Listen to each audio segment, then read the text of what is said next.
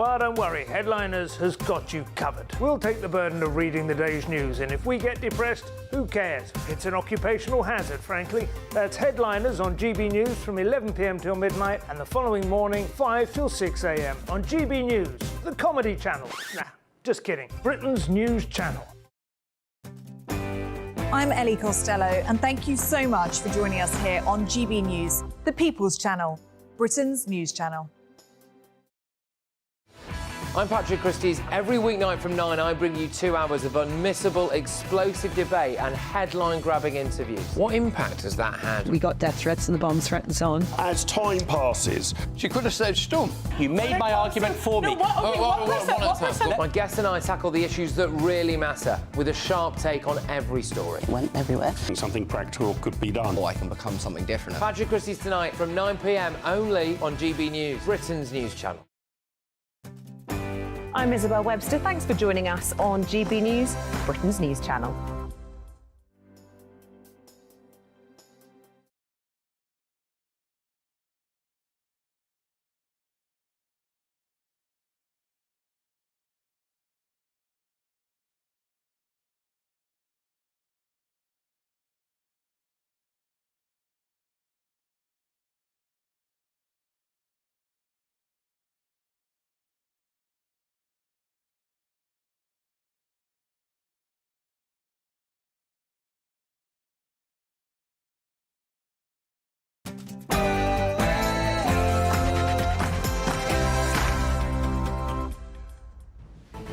Good afternoon, Britain. It's 12 o'clock on Wednesday, the 12th of June.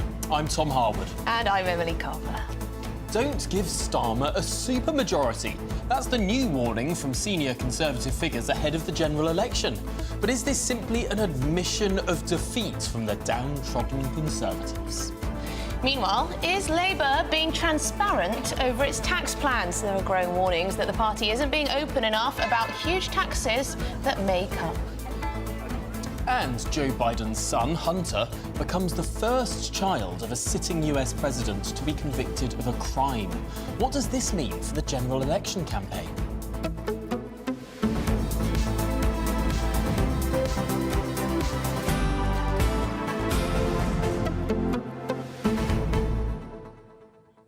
And Rishi Sunak. He left the D-Day commemorations early to take an interview with ITV's Paul Brandt. And there's been a few clangers that have come out of it, haven't there? There have been, although, I mean, also in the interview, he did talk very movingly about the veterans that he'd met, the British events he'd been to. It just did seem very, very odd that he didn't go to the international event. Yeah, and he's been pushed. He was pushed on what he had to go without as a child, and the only thing he could think of was Sky TV. Now, of course, the accusation is that he's totally out of touch, and that, no, when he was a child, most people did not have Sky TV, and that's hardly something that you would look back on as something that you would do without. But the question was opened with, Rishi Sunak, you're richer than the king. Have you ever been without anything? And he said, and I think this is more compelling, that his parents, you know, worked very, very hard. They weren't millionaires growing up. They were well off. Well, I mean, upper middle class, I'm not sure. Probably upper middle class. So why didn't he just say? Middle class. Why didn't he just say, Tom? Why didn't he just say, you know what? I've got nothing to complain about. I had a very nice life. My parents worked hard. I did well at school. And no, there isn't something that I went without, actually, that I would like to say at this stage. Well, I think that's the wise political thing to say. But I'm sure that if you're the boy at Winchester whose both parents work, whose mum works in a pharmacy and dad is a GP, where all your friends probably have landed gentry parents or whatever, you probably feel like you went without a lot of stuff, even if compared to the average person. And is it a fair question anyway? Is it what some would call gutter journalism, these type of questions? Let us know, gbnews.com/your say, but it's your headlines with Aaron.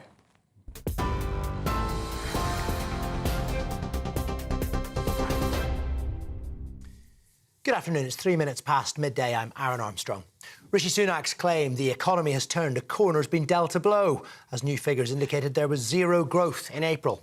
Retail sales were down, construction output also contracted, partly because of the wet weather that month. The Tories pointed to figures showing the economy had actually grown between January and March, but the Lib Dems say The party has utterly failed to deliver on their promises, and Labour leader Sir Keir Starmer says April's figures as further growth, their economic plan isn't working. The one thing that everybody expected and needed from Rishi Sunak was stability after the disaster of Liz Truss. What he's now done is become the latest version of Liz Truss with unfunded commitments. And I think the public know, voters know, that there's a cost to that and they want an alternative. And that's why I'm really pleased that tomorrow in our manifesto we will take a different approach. We will set out the case for growth, for rebuilding, for putting our nation first to go forward. The Green Party's launched its election manifesto with a promise to raise taxes for the wealthiest in society and to ensure no one is scared to put the kettle on. The party would add a 1% tax on assets worth more than £10 million and 8% national insurance on wages over £50,000 a year. They say proceeds would be used to fund improvements in housing, transport and the green economy. And they've also launched plans to boost spending on health and social care by £50 billion a year. Labour's promising to fix the UK's pothole problem and is blaming the Tories for soaring car insurance costs. The party claims damage caused by poorly maintained roads, along with an increase in theft caused by Tory cuts to the police, has contributed to higher insurance premiums. Shadow Transport Secretary Louise Haigh has pledged to direct special funding to councils to fix potholes and says Labour will turn the tide of neglect.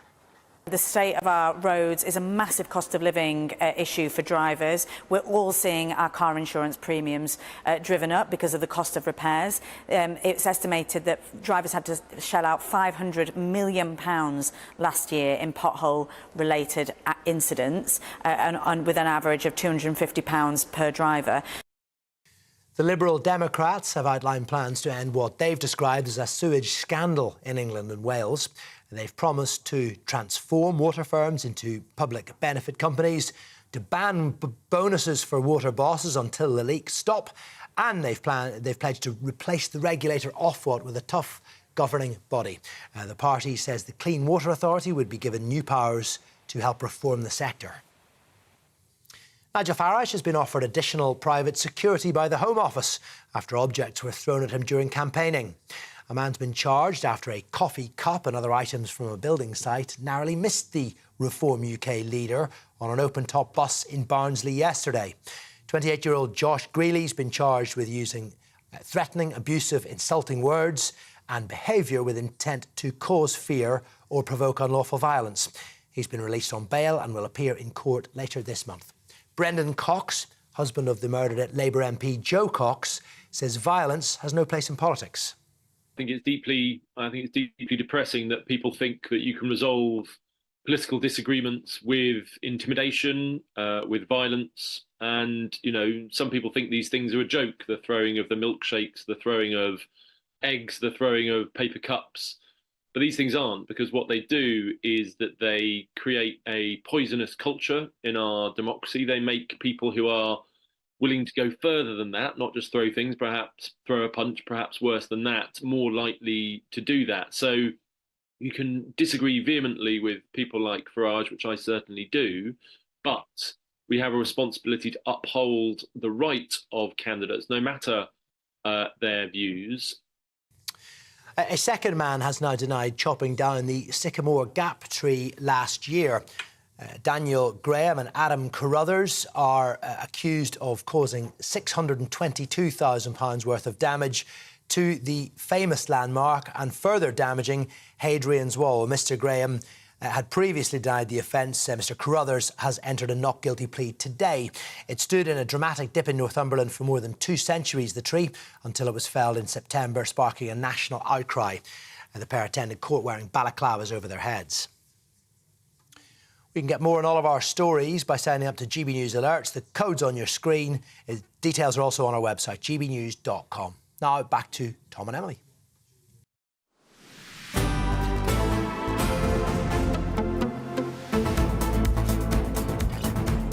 Good afternoon, Britain. It's 8 minutes past 12, and it's been another busy day of general election campaigning. Is it all over yet? I don't think so, sadly. The challenge for the Tories is to close a significant gap on the Labour Party. But some senior Conservative figures are now warning voters against giving Labour a supermajority. Simple point is that if you want to make sure that in this next government, whoever forms it, that there's a proper system of accountability, then we would argue that you want to make, you don't want to have somebody receive a supermajority. And in this case, of course, the concern would be that if Keir Starmer were to go into number 10, it will either be Rishi Sunak or Keir Starmer. There's no other outcome to this election.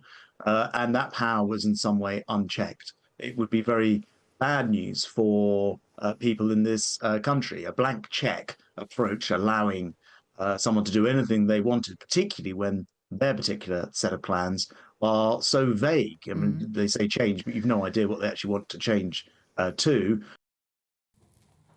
Interesting stuff. Does this mean that the Conservatives have already consigned themselves to defeat? Well... Well, should we get the view of Conservative parliamentary candidate Miriam Cates, who joins us now? Miriam, thank you very much indeed for your time. Interesting, the change in messaging here. Now, Grant Shapps, a very senior Conservative, saying that we should be warned against a supermajority for Labour. Why does he feel the need to say such a thing?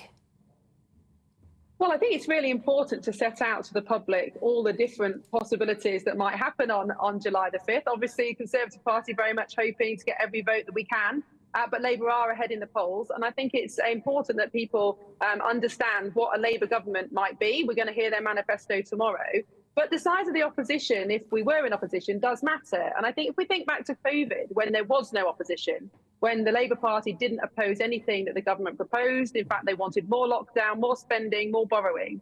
We saw the kind of thing that can happen, unchecked power, when there is no serious opposition. And of course, it's right to warn the public that could in fact happen again if some of the polls are true. But I don't think it's admitting defeat at all. I think it's putting before people the kind of choices that are on offer, because there are all sorts of ways of thinking about how you vote, aren't there? There's, do I like the local candidate? Do I like the party that they represent? Some people vote tactically in our first past the post system. They vote against a party rather than for a Miriam, party. two days ago, you took to Twitter to give the reasons why you will not be going to the Reform Party. Again, why did you feel the need to do that?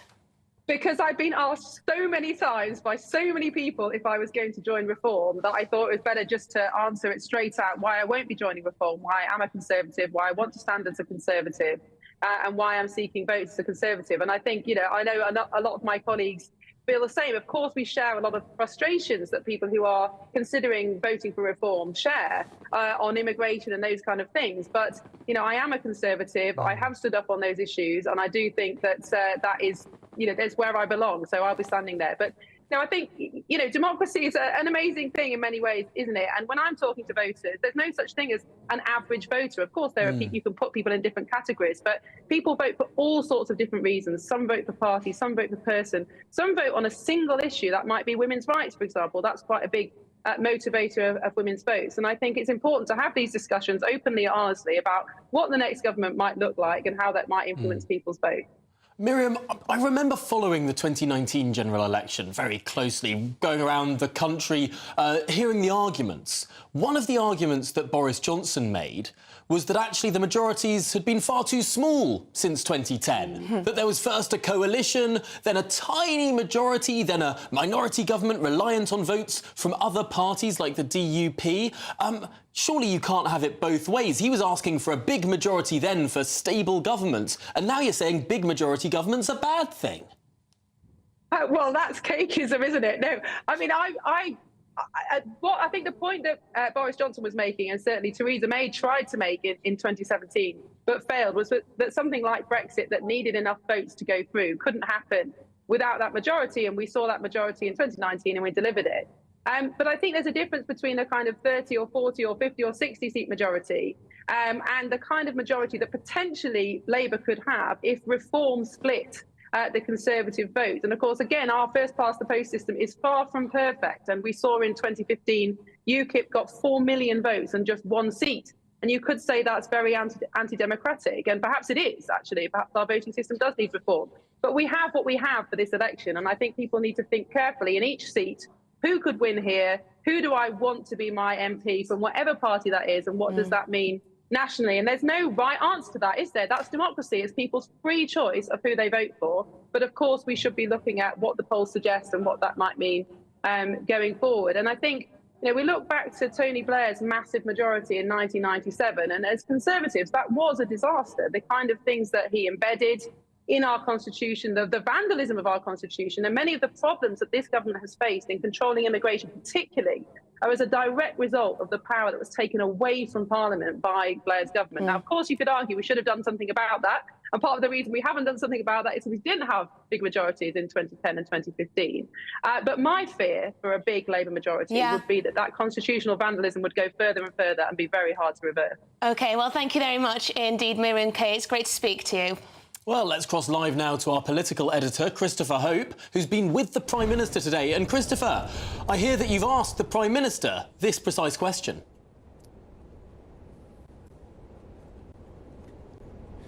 Yes. Hi, Tom. Hi, Emily. That's right. We're on the PM's battle bus. The PM is on board with us. We're heading towards Grimsby. That's right. We asked him that very question. Why have you apparently, have I asked the question, have you given up? Why is this idea that a supermajority is now being accepted, or at least mentioned, by senior Labour ministers like Grant Shapps? Now, he replied that that's not what I'm saying. What I'm saying is don't give them a blank cheque, which is rather similar. He made very clear he feels pumped. He described himself as genuinely energised, always pumped for tonight's. And then I think Sir Keir Starmer follows him later on in Grimsby. So he's clearly feeling that now he's got the opportunity to sell his manifesto across the country. This is the second stage of his campaign. Up to this point, he was talking about ideas, hinting at ideas in the manifesto. Now we have the prospectus, of course, £17.2 billion worth of tax cuts, paid for with £18 billion worth of savings from welfare reform and in closing the tax gap, making more people pay their right amount of tax. He thinks with that offering, he can try and turn these polls around, but the polls haven't budged. They are still at least 20 points behind, and reform is snapping at the heels. But he's making very clear he, as Prime Minister, is not giving up at all. He is keeping going. He's got energy and wants to keep going. I hope. Thank you very much for bringing us that. An interesting change of tactic at this midpoint, perhaps, in the general election campaign. Is there a difference between writing a blank cheque and a supermajority in political terms? I don't think either have a clear definition in political science. A little bit vague. Generally, a supermajority is two-thirds. Is referred to as two-thirds. But if we're to believe some of the polls that we've been seeing, I think it's going to be beyond a supermajority. It's going to be a super-duper majority. And we've got this... I was going to go supercalifragilisticexpialidocious majority. And this new survey was saying a quarter of 2019 Tory voters want the Tories to lose all of their seats. It's not looking good for the Conservatives, but with us we have the former Labour MP, Gloria Di Piero. Gloria, thank you very much, as always, for joining us. A supermajority for the Labour Party, would that spell disaster for the country, as Grant Shapps says? No, but I think it's really important to say that the Labour Party is absolutely not complacent. I don't believe there's going to be a supermajority. Listen, when you've been in the Labour Party as long as I have, actually we're really good at losing things and not winning things. We're very, very rarely in government. So stay cautious, don't take a single vote for granted. Getting over the line is not something that the Labour Party has done for 20 years, Emily. Gloria, so all this talk of supermajority... some of the shadow front bench are not taking it for granted that they're going to win? Because look, the signs are Rachel good. Reeves, is she being transparent enough on tax? We've interviewed Jonathan Ashworth many a time, and he hasn't always been on top of all the policies that may or may not be in the manifesto. Rises, no VAT rises, no national insurance rises. Well, apart from those frozen thresholds.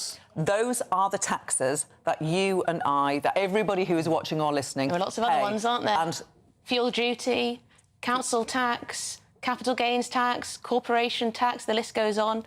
Customs duties. Every single thing that you will see announced in that manifesto tomorrow will be fully costed and not require a single penny of extra spending. Of course, the trouble with that is that assumes that the Labour Party is going to stick to Jeremy Hunt's spending plans, which the IFS described as fictitious, where a number of different departments are going to have to reduce their spending by several percentage points. You have to grow the economy, Tom, because you can't just tax people. You have to grow the economy. And what has been problematic under this government is it hasn't grown. It's flatlining.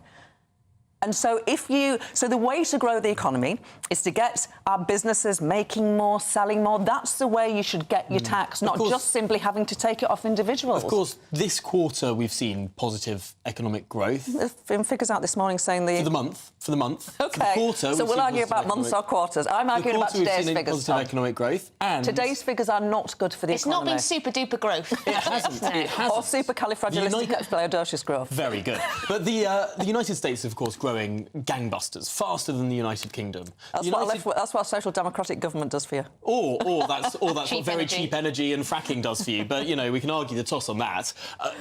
What we can't argue is that Germany is having a torrid time, France is having a torrid time, Italy is having a torrid time. We're bumbling along in that European pack. It's not out of the ordinary, the growth rates we're seeing in the UK compared to our European I'm going to colleagues. talk to you again in a couple of hours, and I will look, because I don't want to sort of misspeak, but I think, from my memory, looking at that sort of list of where we are, we're quite far down in Europe in terms of growth. I will check that to make sure I'm not misspeaking. Compared to the Eastern European economies, we're lower, but compared to the large what I'm comparable saying, European economies, our we're viewers not. and listeners, well, I mean, they're very welcome if they live in Italy, Germany, France or wherever, but I'm talking about British viewers and listeners. Do you feel better off than you did when this lot came into power? That's the question a lot of people will be asking themselves when they go to the ballot box.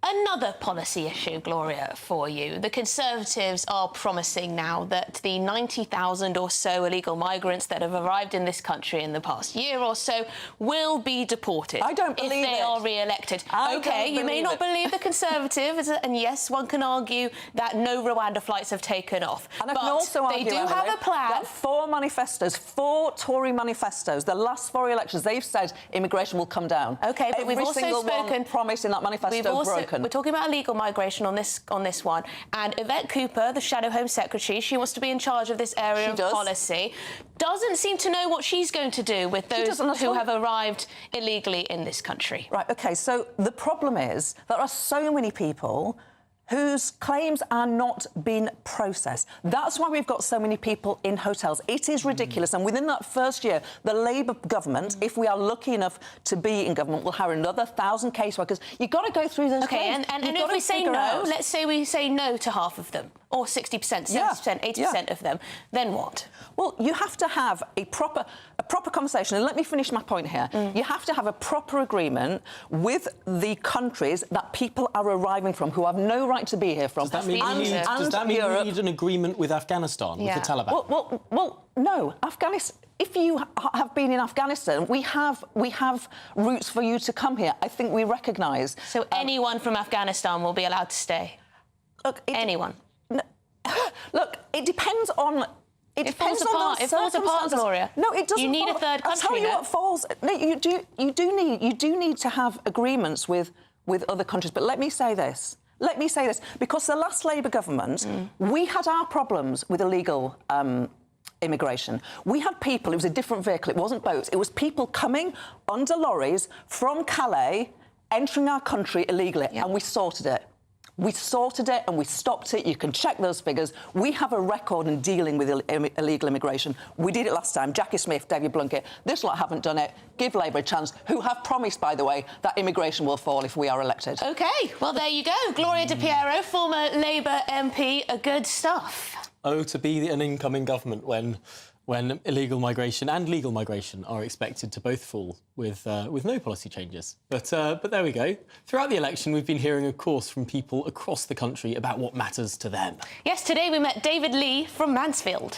I'm David Lee, I'm 45 from Mansfield. The biggest issue for me is basically putting money back into people's pockets. Shops are closing, people are out of jobs, and the regeneration of a place like this is really needed. I'm a business owner, I've got a small shoe repair shop. I've got to put my prices up because my costs everywhere have gone up. So to put money back into people's pockets, lower taxes, and get more shops open, that's what I want to see in a place like this. I think people around here feel disillusioned with politics, with government. They talk about all this money that this town's being given to level up, and our money is going to be given to the places in the north to level up. But what levelling up has happened in Mansfield? This marketplace, it used to be full of stalls. Now, as you look at it, there's an handful of stalls. Mansfield has always been Labour. You put a red ribbon on a donkey round here and it would have got in. But then we come to 2017 and it switched allegiances and it went Conservative. And I think a big reason for that was obviously Brexit. In the past, I voted for Labour, for Conservative, even for UKIP. But at the moment, I'm on the fence of which way I'm going to vote, and I'm not going to look at Rishi Sunak or Keir Starmer on which one of those I'm going to vote for, or even the other parties. I'm going to look at what the politicians say they're going to do for my town, Mansfield. Interesting stuff. But shall we get to some of these wider issues affecting the United Kingdom? Because, of course, we mentioned this with Gloria a little bit. The UK economy recorded no growth in April. That's according to official figures from the ONS. Yes, was it the weather or was it something else? It's a pre-election blow for the Prime Minister, that's for sure, with any hopes of economic growth dashed ahead of the Bank of England's interest rate decision next week. Although, could low growth actually mean that time to cut interest rates might have arrived? Justin Urquhart-Stewart is with us. Justin, Simple answer, yes. You should be cutting interest rates. So this could actually be good news for interest rates. But let's zoom out widely. Obviously, no one likes a flatlining economy. But this is perhaps a month blip. Yeah, this is one figure. 1 month, this figure is highly unreliable. And so it could easily move one way or the other. Put it into context of the past few months as well. All the figures we've had of 0.1, 0.2 up or down, very small. You haven't seen any significant moves one way or the other. So really, we can get worked up over it. I don't say quite ignore it. What it's doing is reflecting what we're seeing around most of the rest of the world. It's low and slow. And so we've been seeing some growth. But when people have been saying, yes, but we're the fastest growing, yeah, but in a pretty slow race. It's a slow bicycle race. So if you're winning that one, it's not exactly gripping stuff. No, the bit that's really, I think, and this is impacts on the economy more, is confidence. This sort of figure comes out and you have no confidence to actually sit there and say, actually, it's growing. And this is important internationally because people look at Britain now and they go, hang on, how many prime ministers have you been through? What's been happening? And so they're holding off investing. And it's almost like doing shows like this, reporting numbers like this, could become a self-fulfilling prophecy. Well, absolutely. The issue is... Well, I don't know, because if you look to the continent, if you look to the United States, politics is all over the place. Yeah. You have prime ministers calling snap elections in France, the president there. You have Belgian prime minister resign. I mean, it's chaos everywhere, isn't it? I mean, European elections are far more chaotic than ours. It's a fairly mad world at the moment. We're seeing what we've been through, with COVID and all of that, and also wars breaking out and trade wars. So all of those elements are actually really rather dramatic. See, China now is going to have 100% extra duty on its electric cars coming out to go into America. Well, these sort of things don't exactly lead to great trade agreements, do they? So it's a very uncertain time. If actually what you want at the moment is some silence. Actually, people say just quiet. Make rubbish programming, I appreciate it.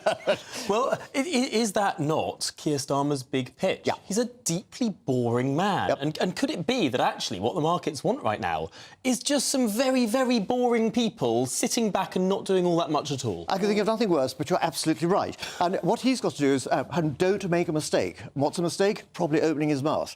Just to say absolutely nothing, keep quiet, and everyone will sit there and say, well, not making mistakes over there. But is he boring?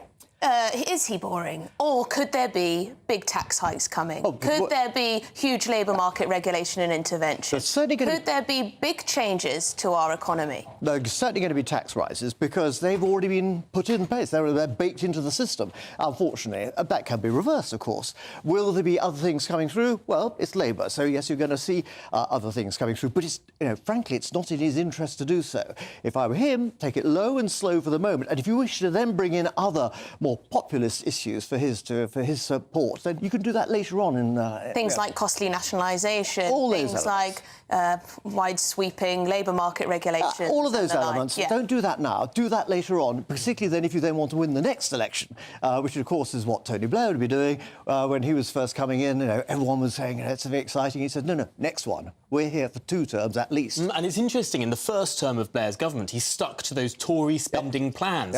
He opened the floodgates after 2001. That's when the NHS budget almost doubled and lots of borrowing to invest came about, arguably setting up in a pretty poor state for 2007-8. And he was very lucky, of course, because when the Tory government actually then left, of course, who was in charge of it? You had the Chancellor of the Exchequer, one Ken Clarke, and... 4% growth! Exactly. And the Tory MPs at that time were basically said, for heaven's sake, do a giveaway, but we can afford to do it. And he said, no, the responsible thing to do is actually, it's a good growing economy, leave us in. So Blair was absolutely being a lovely birthday present for that one. And one last thing.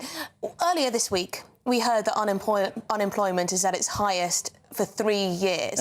Why? Well, you actually think... What has changed? Well, first of all, you see all those people who didn't go to work because of COVID and haven't come back. Now, why hasn't... We still don't know why that hasn't happened. Do they need to? Do they suddenly say, I'll retire early? Or suddenly flush with cash? Well, it seems rather strange. That will change quite quickly when they suddenly realise, hang on, the cost of living's gone up quite a lot, I better go back and get some work. Also, the style of work has changed. We had an awful lot of people then in the service area. Now, it's fascinating, because you go to restaurants and they've still got shortages of people. There used to be, of course, the continental people serving at tables and this, that, and now, of course, they've all got home. So who wants to do that? And our domestic workers don't want to do that sort of thing. What we need to do is upgrade the quality of people to be able to do other jobs, but also... It's one of the things, in France and on the continent, people, hospitality is seen as a proper career. It's highly regarded, yes. But alas, not always in this country, although in some places. Elon Musk is making lots of robots and it will solve everything. Well, thank you very much indeed, Justin Urquhart-Stewart. Always great to get your take on all things economy. Well, still to come, we'll be speaking to a shadow minister on the claim that the Labour Party will raise certain taxes if it wins the election. What's the truth? But first, it's your headlines with Aaron.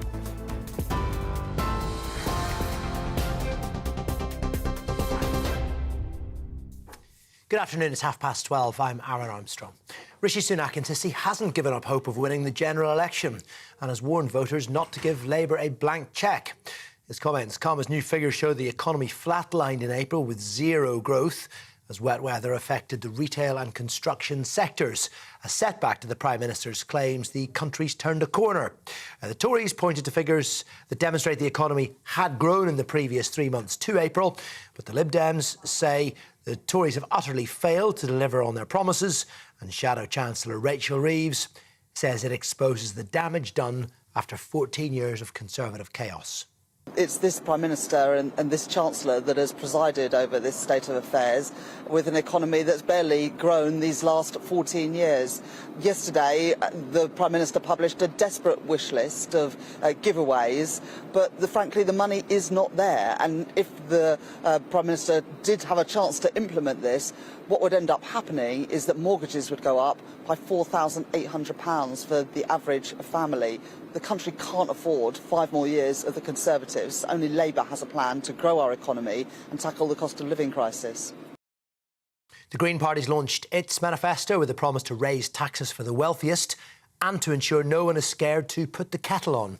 The party would add a 1% tax on assets worth more than £10 million and they'd add 8% national insurance on wages over £50,000 a year. They say the proceeds would be used to fund improvements to housing, transport, health and the green economy. The Liberal Democrats have outlined plans to end what they have described as a sewage scandal in England and Wales.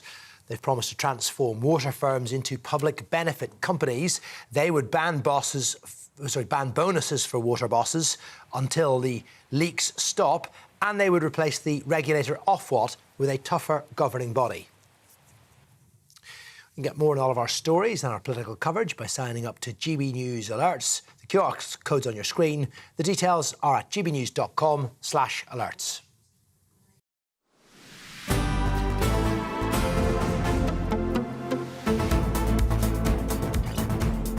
Right, 12:33 is the time. Good afternoon, Britain. Now, the US President, Joe Biden, has said he will respect a jury's decision to find his son guilty of gun crimes, but that he and First Lady Jill Biden are proud of him and will support him. Well, Hunter Biden faces possible jail time following the verdict and is the first child of a sitting president to be convicted, just a few weeks after presidential candidate Donald Trump was convicted in his hush money trial. So what will this all mean for the US election later this year? Joining us now to discuss this is spokesperson for Republicans overseas, Errol Moorcock. Thank you very much, Errol, for joining us. I guess that's the question. What will this mean for the election? Will it make a difference in one way or another? Well, ultimately, I don't believe so. It does play a minor role in the narrative, and I would say that if Joe Biden was to pardon Hunter before the election, it would play a role. But we're not really running against Hunter Biden. The allegations against the Biden family are much deeper than this. And on a side note, our party supports, Second Amendment rights. So there isn't a lot of celebratory, oh, we got him. We're kind of disappointed that, he had to go through this process. It was a legal process, and it's distracting from the campaign, but he is guilty completely of the crime.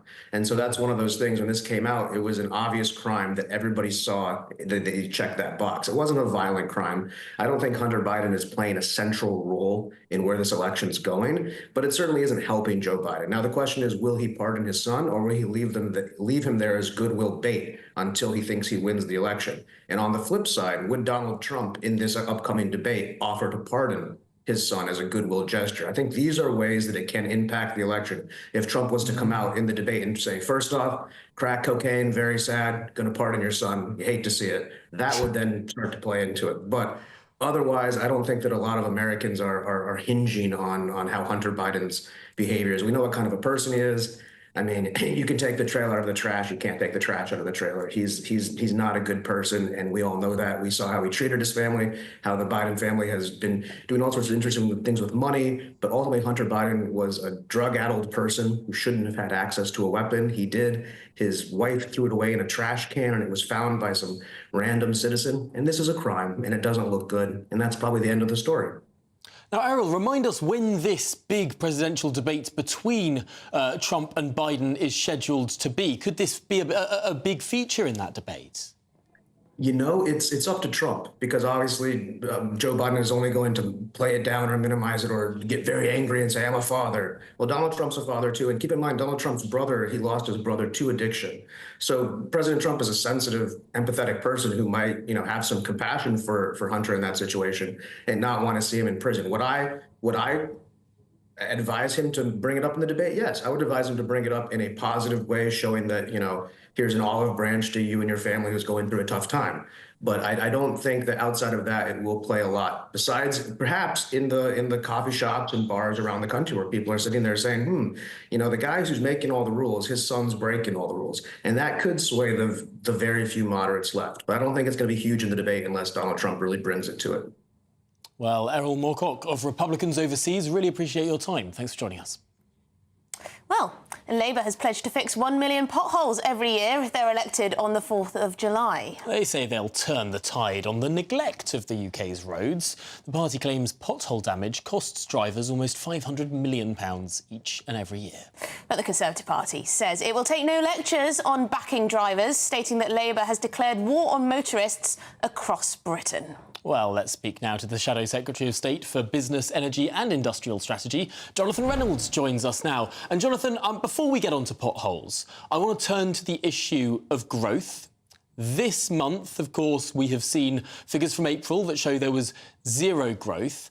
And I want to ask you some quick-fire questions on things that an incoming Labour government could do to get growth going. Question number one. Would the Labour Party back a third runway at Heathrow? Good afternoon, Tom, from Staley Bridge. The questions you're asking, obviously, I think growth is the big question. I think that is why the national finances are where they are at. On aviation expansion anywhere across the UK, there would have to be a case for that. Demand obviously did tail off in the pandemic, but that would have to be consistent. Is that a yes or a no? That people have been trying to build a third runway at Heathrow for 50 years. Politicians have been stopping private investors from building this thing. Is the Labour Party going to continue to equivocate?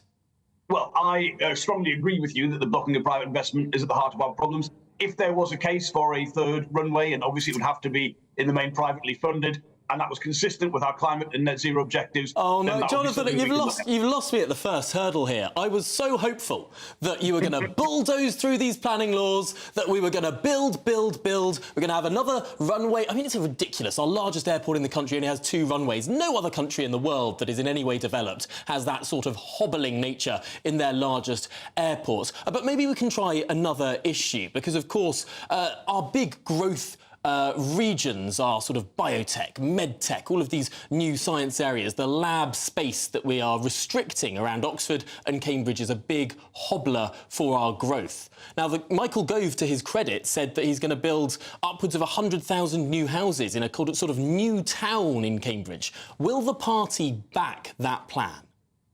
And there's going to be very good stuff, very similar to that, in the manifesto tomorrow, which I'm not going to preempt, but yes, on the principle of building homes, new towns, having a planning system that delivers that, and a system of investment that brings the private investment. Hang on, Jonathan, because this really matters. Plonking a new town in the middle of nowhere next to a place that doesn't have high economic activity is not going to have the same economic impact of expanding the place that really wants to build more labs and have more growth. A place like Cambridge, would you commit to expanding Cambridge? We would want to see Cambridge expand, yes. Right, those are my questions on growth, but we want to turn to tax as well. Yes, interested to know about the Labour tax plans. We've heard from Rachel Reeves that no increase in national insurance, no increase in VAT, no increase in income tax. Income tax thresholds will remain as they are, though, so people will be brought into a higher tax band, which isn't good news for a lot of working people. But Rachel Reeves has so far failed to rule out other tax rises, hasn't she? Things like capital gains. Could you rule that out for us? Well, look, I admire your attempt to preempt the election and have a budget written on air, and I understand the interest in that. But look, there will not be significant tax surprises in the Labour manifesto tomorrow, and the simple reason for that is taxes are already high. I think that's got to be acknowledged. I think the fact that taxes are at a 70-year high, and it's not because public services are Jonathan Reynolds, you're expecting us to believe, though, you're expecting the British public to believe, who you're asking for their votes, you're expecting them to believe that clamping down on non-dom tax loopholes, cracking down more on tax evasion and slapping extra taxes on private schools is going to fund all these massive improvements in our public services. The British people simply won't believe that. Well, the first steps are funded in that way. So, as you said, the fees on private education fund the state school teachers. The lack of loopholes in the non-dom tax regime changes go into the NHS. But the bigger picture, and what the British public should believe, because they've seen it over the last 14 years with their own eyes, is if the economy had grown anything like it did under the last Labour government for the last 14 years, we wouldn't even need to have this question about tax rises. We would have had billions of pounds more being able to be spent on public services. And that comes back to Tom's point about why have we had such a stagnant economy for 14 years? Why are we not getting the private investment? I mean, why have we got the lowest business investment of any G7 country? It comes to those things, and you will, if you agree with that prescription, like very much what's in the manifesto from the Labour Party tomorrow, because it's not just about things like planning, it's about industrial strategy. Jonathan Reynolds, Keir Starmer has called himself a socialist. He says that very clearly. You've got the Green Party, who are suggesting now a wealth tax to raise billions to try and fund public services better. Why won't the Labour Party talk about wealth taxes? Well, the first point is that taxes are high. I think you've got to acknowledge that. And the second point is, when I look at some of, I'm not here to diss the other political parties and their manifestos, but sometimes I see things, both in the Green and the Lib Dem manifestos, and I think, where in the world is a tax like that performing like that? Where is it bringing in that kind of revenue those other parties have said so? And if you can't see a country comparable to the UK that's bringing in the kind of money they're saying, I think you should be sceptical about it. I think there are, there's a tax on share buybacks in the Lib Dem manifesto I don't think would raise any money. And then, of course, when it comes to the Conservative Party, it's a total fantasy. I mean, the idea you can fund things through, £12 billion of welfare savings, not at all. So look, they've got to put their cases forward. But I'm very confident in what Labour has put out, because I know and can say that each of those first steps can be funded in the way that we've put forward. And I know the things we're putting forward on the longer-term future of the economy will make a real difference to businesses investing, getting infrastructure and homes built in the UK. Now, of course, homes need infrastructure. It's a very important point. And for years, for decades, water companies have been trying to construct new reservoirs in the southeast of England. They've been blocked by local politicians, including local Labour councillors. I'm going to ask you specifically about one reservoir in Oxfordshire, the Abingdon Reservoir. They've been trying to build this thing since the 2000s. Private companies, private money, politicians are blocking them. Would Labour make that a nationally significant project and force it through? Look, I'm going to be frank, Jim, I actually don't know the specific circumstances of that one, but we will build reservoirs and there'll be a specific reference to that tomorrow. Well, there we go. Bit of news there. Jonathan Reynolds, thank you very much for joining us. Look forward to the manifesto. OK. Well, still to come. Tom, have you noticed it's June? Is it? It feels like November, doesn't it? I thought it was February. It's June, it's June. Why is it so flipping cold? We're going to be asking an expert very soon. Stay with us. You're watching Good Afternoon Britain on GB News.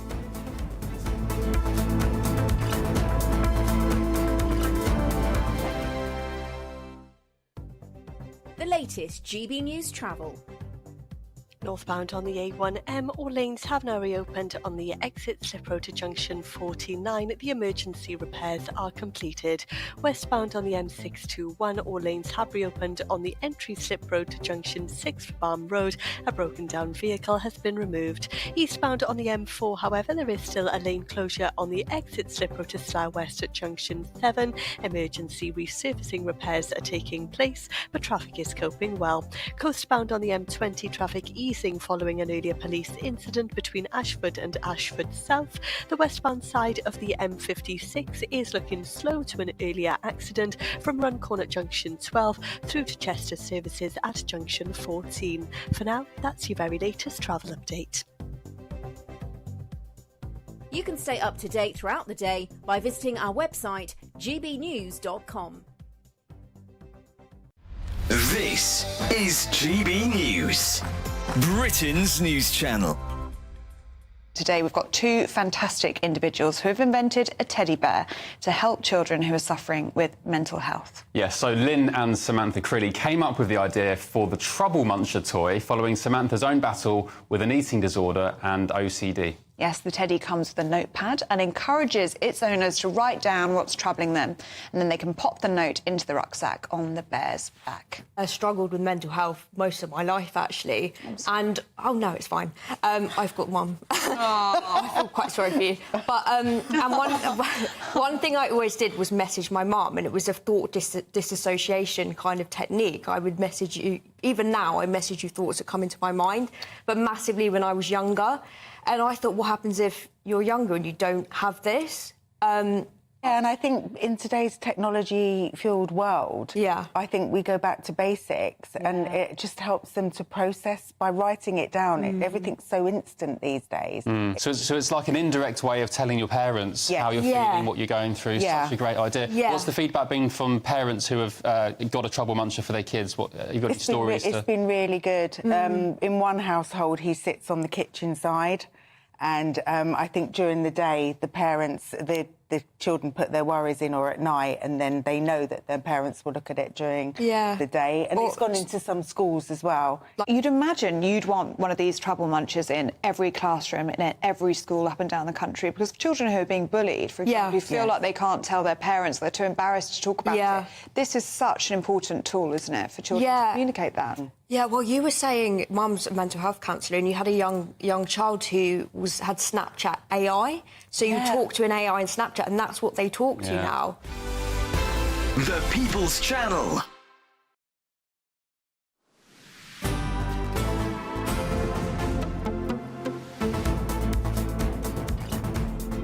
Good afternoon, Britain.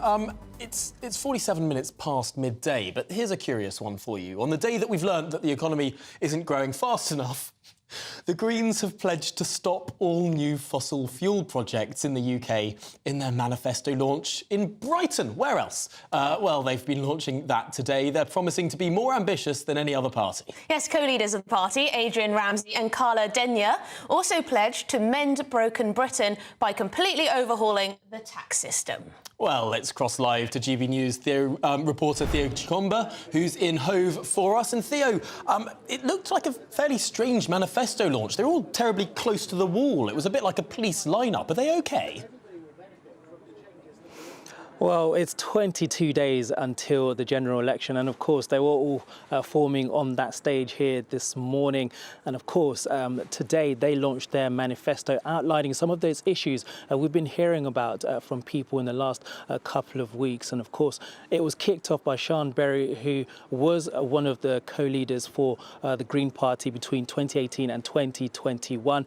And she spoke about her story about renting, and she said she's been a lifelong renter, and she's saying that rents are simply unaffordable for many people in this area and across the country. A few moments later, we then saw Carla Denyer and Adrian Ramsey, the co-leaders of the Green Party, highlighting some of those things which are in their manifesto. And we'll just quickly run through some of those things. So they started off talking about tax, which has been a huge issue in the last couple of weeks. And the party said they would raise national insurance to 8% on people earning over just £50,000. And they would also introduce a 1% wealth tax on assets over £10 million and a 2% on wealth over £1 billion. Now, interestingly, though, we then moved on to nuclear weapons, and Adrian Ramsey was quickly on this point, saying that it is no good use for public funds, and he's saying it's an outdated system. And he said the answer to this is to ensure that the money is being spent on defence, mainly on personnel and humanitarian work, but he was clearly saying that is an outdated system. And then we move on to climate, and they said they would pump £40 billion a year to shift the green economy. And the way they would do this is by charging carbon tax. And this is essentially a charge on any activities that involve the emission of carbon dioxide. Now, of course, we've been looking at analysis from economists, and they say this would help to speed up the process when it comes to transitioning to lower carbon economy, but it would come at a cost to almost everyone right across the country. And then we go on to housing. This is one of their big pledges, actually. They're saying they would want to build about 150,000 properties per year during their time in office, and this is through a mixture of new homes and refurbishing old homes. They're saying this is a crisis that needs to be tackled, and reducing the amount of houses that needs to be built every single year, but also providing affordable housing through what they have called Right Homes, Right Place and Right Charter. And then finally, just very quickly, we wanted to hear about the NHS. Now, Carla Denyer, she's from Bristol, and earlier this year we were there covering the story about dental practices, where we saw people queuing up for hours over several days, and she's saying their party would want to tackle this issue, allowing people to get access to dentists and, of course, help the NHS. And then this will be tackled by an immediate boost to NHS pay, a year-on-year reduction in waiting lists. Now, of course, plenty of pledges in their manifesto today. Will it be enough for those who will be looking to vote in a couple of weeks' time? Well, thank you very much indeed, Theo Chikomba there, live from Hove. They were talking about there's a housing crisis. Clearly not enough supply, housing's too expensive, and their big solution is to reduce the target for building houses from 320,000 a year to 150,000 a year. Halving the number of houses being built. How's that going to solve anything? And they want to completely liberalise immigration. Anyway, you may have noticed that it was the warmest May on record. Yes, not me either. But the weather appears to be getting worse. Is it really this cold, mid-June? Do we all just think it's cold because of recent warmer summers? Should we find out from an expert, weather journalist Nathan Rowe? Nathan, thank you very much indeed. It is very, very cold. It is absolutely cold, and you're not imagining it, Emily. It is about 6 degrees lower than it should be for the time of year. And we have this month already had about 130 ground frosts, would you believe? That actually isn't so far above average than normal, but we had 140 throughout the whole of June last year. And I'm afraid to say that if you are hoping for a scorchio anytime soon, you are not going to get one at all, because this is the pattern we are stuck in, certainly right up until the middle of June. Past the summer solstice next week, it's looking decidedly unpleasant. What about end of June, Nathan? What about end of June? Why are you wondering that, Emily? Just wondering. What about end of June? At the end of June, I see what I can magic up. Really, the moderate to long-term outlook is through next week, we're going to get lower pressure in charge, which means it's going to be wetter. It'll be a bit milder, but it's going to be wetter. Now, towards the end of June, in the next 3 months, the Met Office have released their 3-month sort of general trend of an outlook report. Now, this gives an idea of what we can expect through summer. I'm going to caveat this by saying what we've seen so far does not inspire me and fill me with hope. However, there is about 2 times the average chance we might get a hotter than average summer yet. So that probably slips into the end of June, if that's what you're hoping for. But certainly for the time being, we are stuck in this very miserable, cool period of weather. You're tantalising some warm weather for Emily's wedding. Let's hope. But Nathan Rao, thank you so much for joining us and talking through what is a baffling issue. It is baffling. Yeah. Also, I shouldn't say this, but I do not believe that May was the hottest on record. Surely not. It was very, very mediocre. Yeah, I don't know. Sometimes things just don't feel like the way that they perhaps should be. But that's all for this hour. Do stay with us for the next hour. Yeah, put a pullover on. And we'll be covering the Tories' plans to tackle illegal migration. We've been combing over the manifesto. Do these plans stack up? This is Good Afternoon Britain.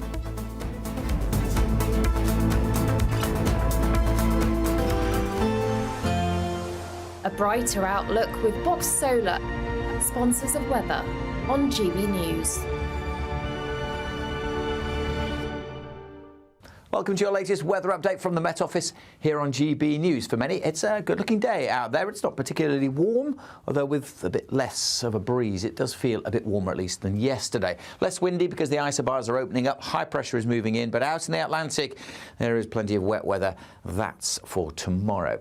But back to today, and there are a few showers around, scattered across northeastern Scotland, 1 or 2 across eastern parts of England. But for most places, it's dry. Yes, some cloud developing, but a mixture of cloud and sunny spells through the afternoon. We'll see temperatures ticking up to mid to high teens. Still feeling pretty chilly in the east, but as I said, the wind's at least a little lighter than yesterday, so it doesn't feel quite as fresh as it did then. Going to turn quite cool quite quickly this evening, however. Still a few showers just drifting in on the northerly breeze across the Northern Isles, perhaps into the north of Aberdeenshire, but most places will be dry this evening. Some good spells of sunshine across western Scotland. Generally fine conditions too for Northern Ireland, although at times it will be fairly cloudy here to end the day. Mixture of cloud and sunny spells for England and Wales. Still, as I said, 1 or 2 isolated showers across the east. And those temperatures starting to drop away as soon as the sun sets. It's going to be a pretty cold nights yet again. But out west, we are seeing signs of a change. The cloud thickening up across Northern Ireland, the winds picking up as well,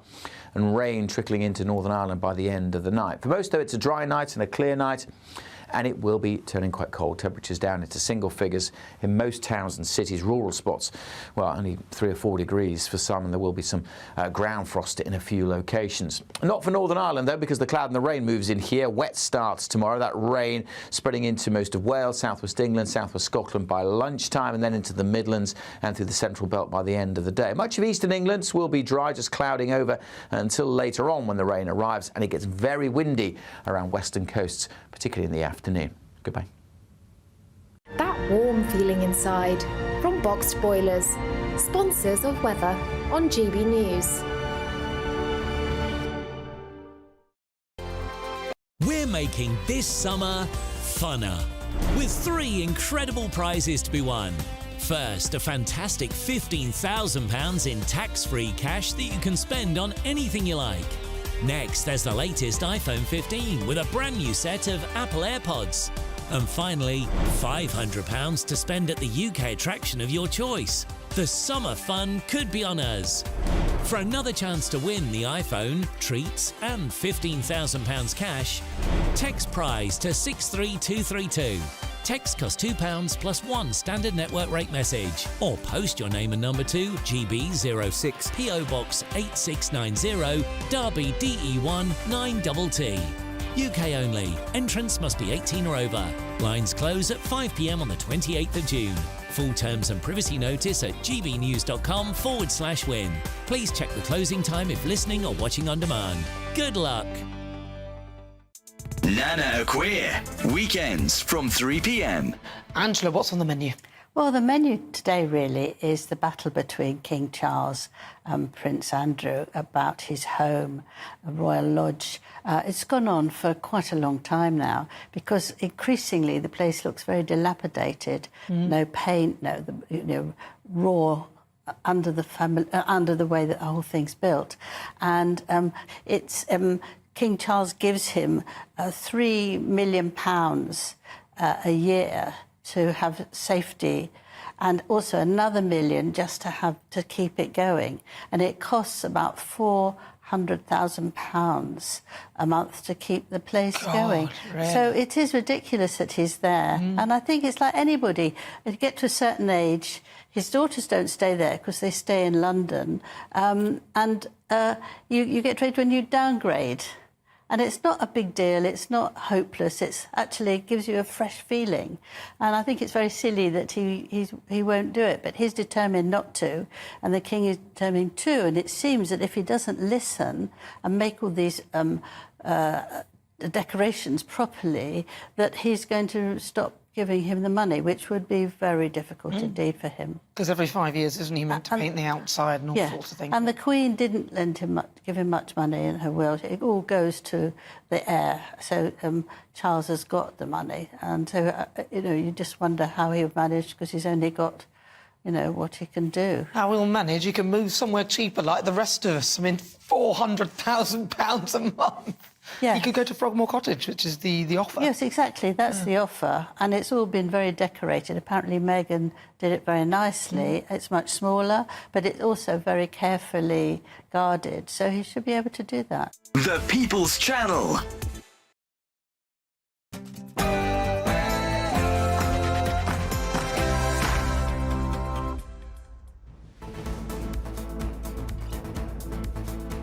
Emily Carver. And I'm Tom Harwood. Don't give Starmer a supermajority. That's the warning from senior Tory figures ahead of the general election. But is it an admission of defeat from the Conservatives? Meanwhile, is Labour being entirely transparent over its tax plans? There are growing warnings that the top party isn't being open about huge tax hikes. And indeed, the Shadow Chancellor, Rachel Reeves, once wrote that investment taxes should be almost doubled. And the Conservatives have vowed to deport 90,000 illegal migrants who came to the UK in the past year. But can that be done? And what would Labour do if it came to power? And Joe Biden's son, Hunter, becomes the first child of a sitting US president to be convicted of a crime. What does this mean for the election campaign?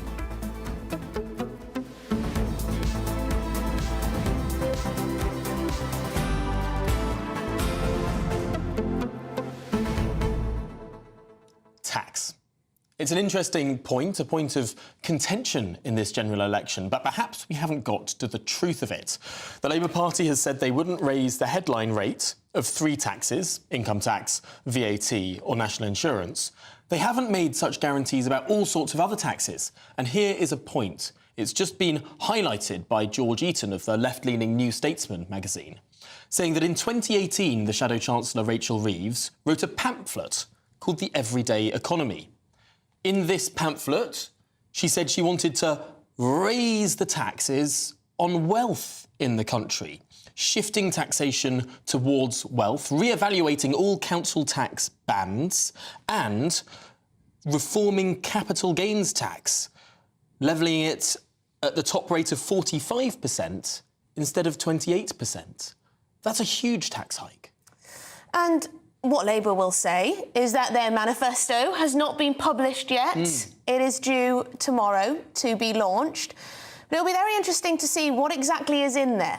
on tax, whether they will say anything about taxes like capital gains. What about fuel duty? Lots of people asking about that. The government has frozen that for rather a long time. Since 2010. So what's happening with these taxes? Should we know more? Are we being told everything that may well be coming down the road? Because there's lots of public spending pledges. Does the tax match? And it is interesting because, of course, we all know that Keir Starmer said a lot of things in the leadership election in 2020 to become Labour leader, promising to nationalise the world and everything else. People have sort of almost excused that, to say that that was an election campaign, he was trying to defeat Corbyn, all the rest of it. But this 2018 pamphlet from Rachel Reeves, she didn't have any incentive. She wasn't running in an election. This is what she believes. Raising capital gains tax from 28% to 45%. Now, that could have some pretty profound implications for investment in the UK economy. Well, get in touch. gbnews.com/your say is the way to. But let's get the headlines with Aaron.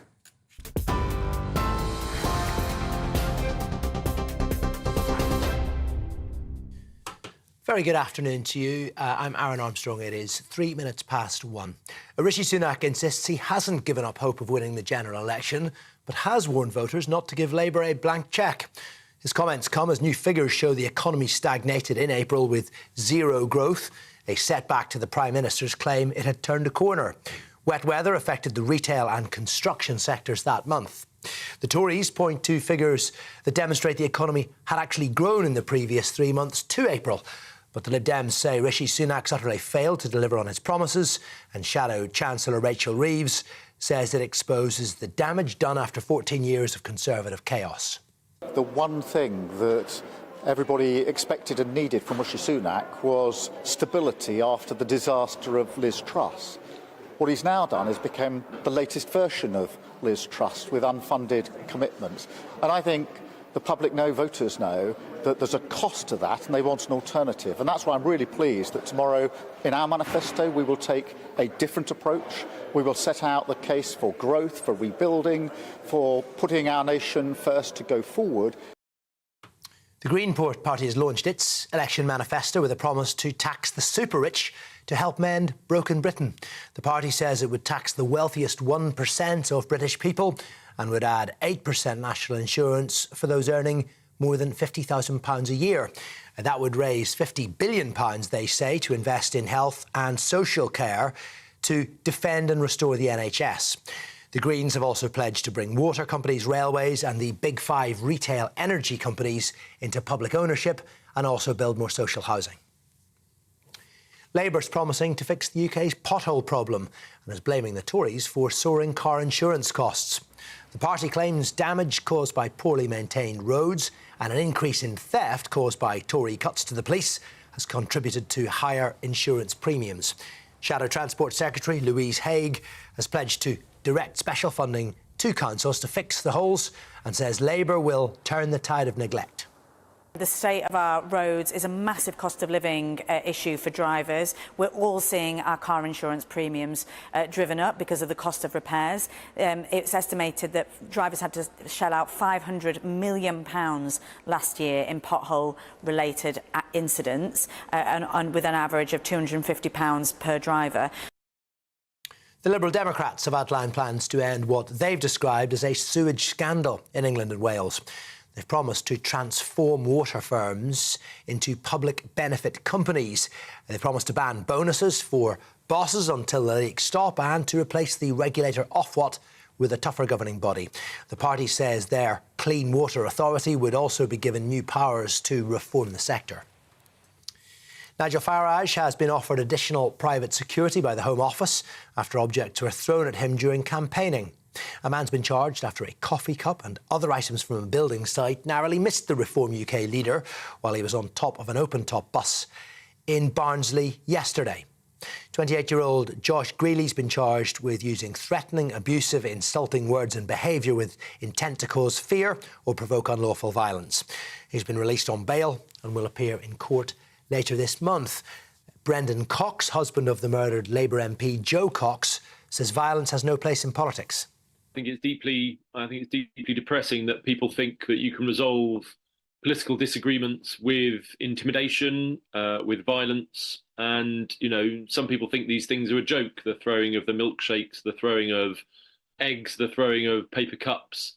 But these things aren't, because what they do is that they create a poisonous culture in our democracy. They make people who are willing to go further than that, not just throw things, perhaps throw a punch, perhaps worse than that, more likely to do that. So you can disagree vehemently with people like Farage, which I certainly do, but we have a responsibility to uphold the right of candidates, no matter their views. A second man has denied chopping down the Sycamore Gap tree last year. 31-year-old Adam Crothers is accused of causing £622,000 worth of damage to the tree. A second man, 38-year-old Daniel Graham, was unavoidably detained today and did not appear in court, but has previously entered a not guilty plea.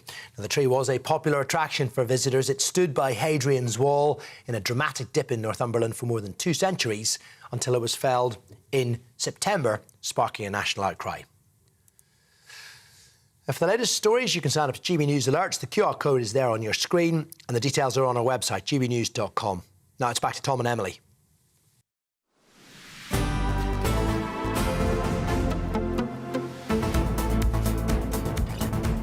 Good afternoon, Britain. It's 8 minutes past 1. Now, we're expecting another clash tonight between Rishi Sunak and Sir Keir Starmer. They're going head-to-head in their second TV debate. Yes, they will likely face heavy questioning on some key battlegrounds like the economy and immigration. Plus, they'll both have to defend themselves amid a range of accusations. Keir Starmer will be quizzed on Labour's plans for taxation and the Prime Minister on whether he's detached from voters. Yes, this all comes as Rishi Sunak admits that he went without Sky TV due to parental sacrifices. When you are wealthier than the king, what do you do day to day to make sure you're still in touch with the kind of struggles ordinary people face? Have you ever gone without something? Yeah, I mean, my family emigrated here with very little, and that's how I was raised. I was raised with the values of hard work. What did you go without as a child? We went out with lots of things, right? Because my parents wanted to put everything into our education, and that was a priority. So what sort of things had to be sacrificed? Lots of things, right? So, Can you give me an example All of something? sorts of things. So, like lots of people, there'll be all sorts of things that I would have wanted as a kid that I couldn't have, right? Famously, Sky TV. Okay. So that was something that we never had growing up, actually. But it was lots of things. But again, that's my experience is obviously going to be what my experience was, what is more important in my values and how I was raised. And I was raised in a household where hard work was really important. You had to work very hard, and family was important, service to your community was important. Well, let's cross live to GB News political correspondent Catherine Forster, who's in a very windy Grimsby. Oh, yes, she is, yes, ahead of tonight's debate. Catherine, now, the last head-to-head TV debate, Rishi Sunak actually came out marginally on top, according to the Snap YouGov poll, I think it was, of people who'd been watching and listening. He needs to this time. Yes, good afternoon, Tom and Emily. He really does need a breakthrough, doesn't he, Rishi Sunak? They've thrown so many things into this campaign, so many new announcements, the Manifesto launch yesterday, but nothing currently seems to be shifting the dial for the Conservatives, still an average of 20 points behind Labour in the polls. So yes, Rishi Sunak has got, frankly, nothing to lose tonight in this debate in Grimsby. I think it's worth just focusing for a minute on why we're here. We're actually standing beside the sea in Cleethorpes, just down the road from Grimsby. This is one of those classic red wall seats that lent their votes to the Conservatives back in 2019. The Conservatives currently have a 7,000 majority here, but you've got to go back to 1935 to find when the Conservatives last won here. Before then, this has been a Labour stronghold. Labour, unsurprisingly, expect to take this seat back in 3.5 weeks. Grimsby was a huge fishing port, still is a big fishing port, of course. Lots of investment here in offshore energy now, but, you know, arriving in the city, in the town centre, as we see up and down the country, so many shops boarded up. You know, round the country you see this over and over again in town centres, don't you? So yeah, Rishi Sunak needs something to go right for him tonight. And already, as we've just heard from the little bits of that ITV interview, which have been trailed, it's looking like another bad day, because he can't win in the battle of who had it harder growing up, with Sir Keir Starmer, who said, you know, that there was a window that was broken that his father just boarded up and didn't fix, that they had to not pay the phone bill.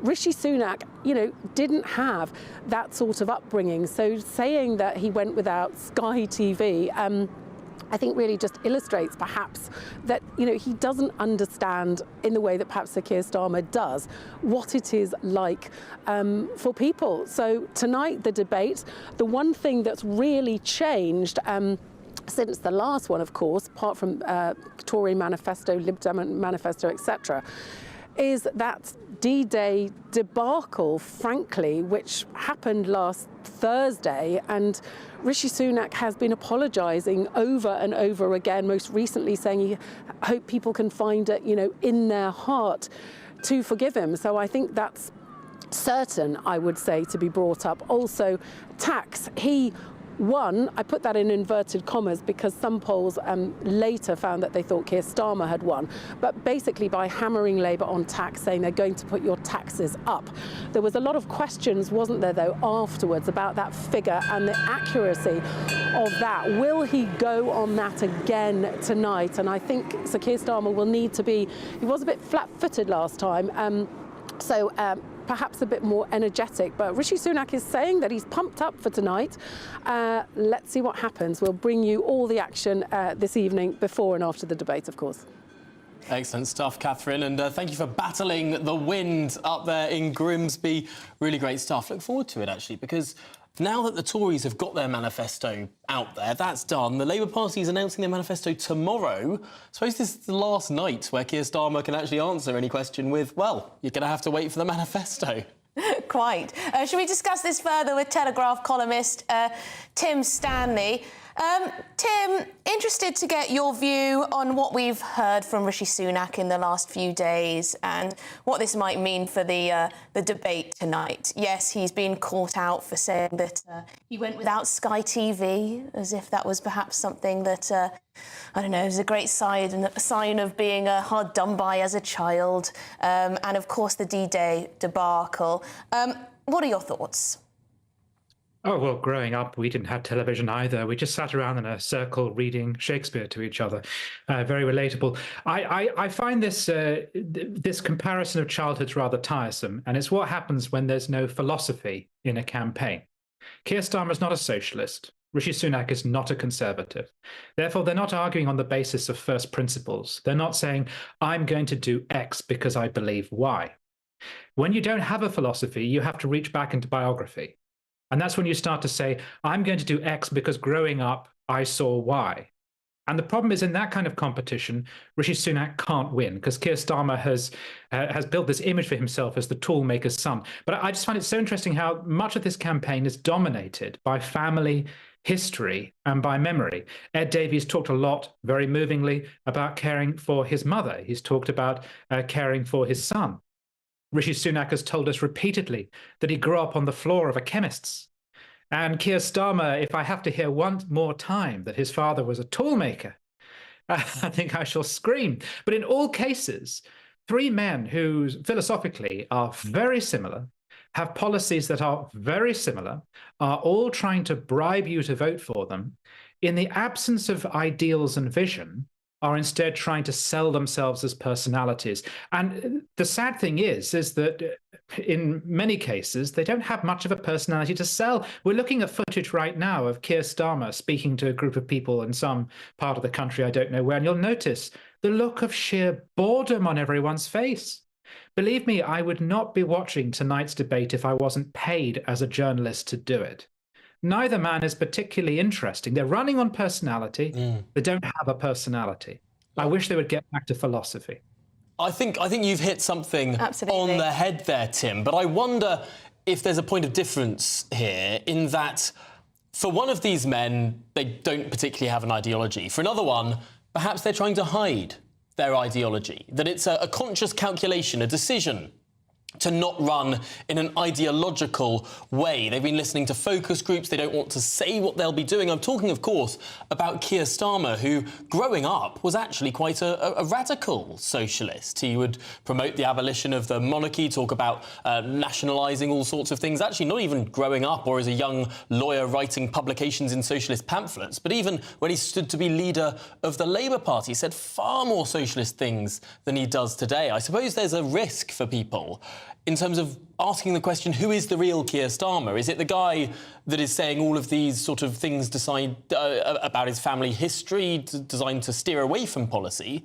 Or is it the person who actually used to talk quite a lot about policy, about nationalising things and raising taxes? You may well be right, and that's what the Tories are encouraging people to think, of course.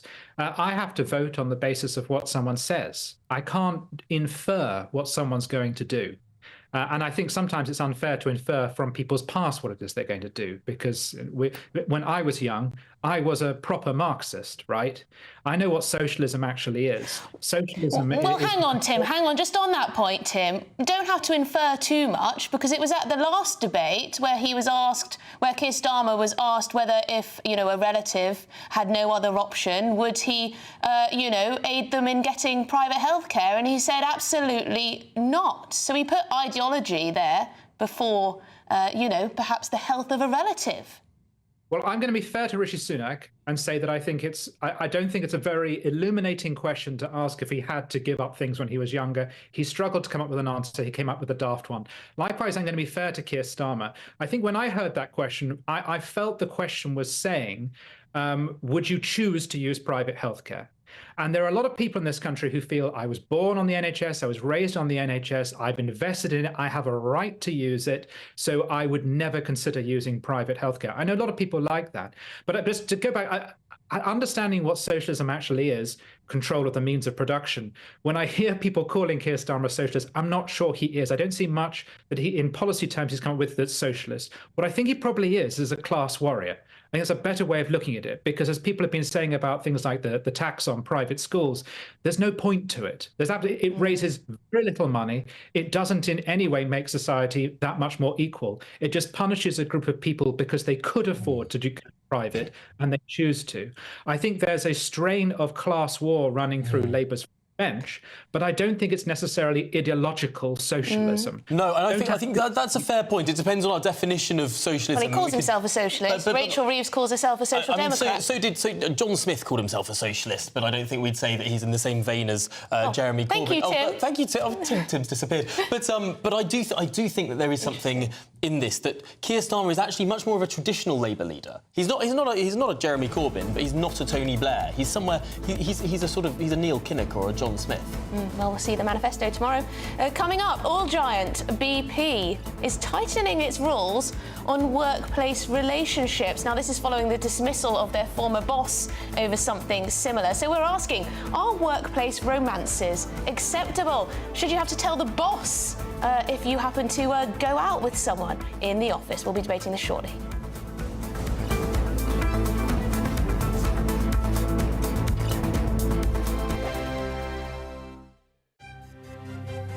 GB News Breakfast, every day from 6 a.m. Joint CEO at the UK Sepsis Trust, Dr. Ron Daniels.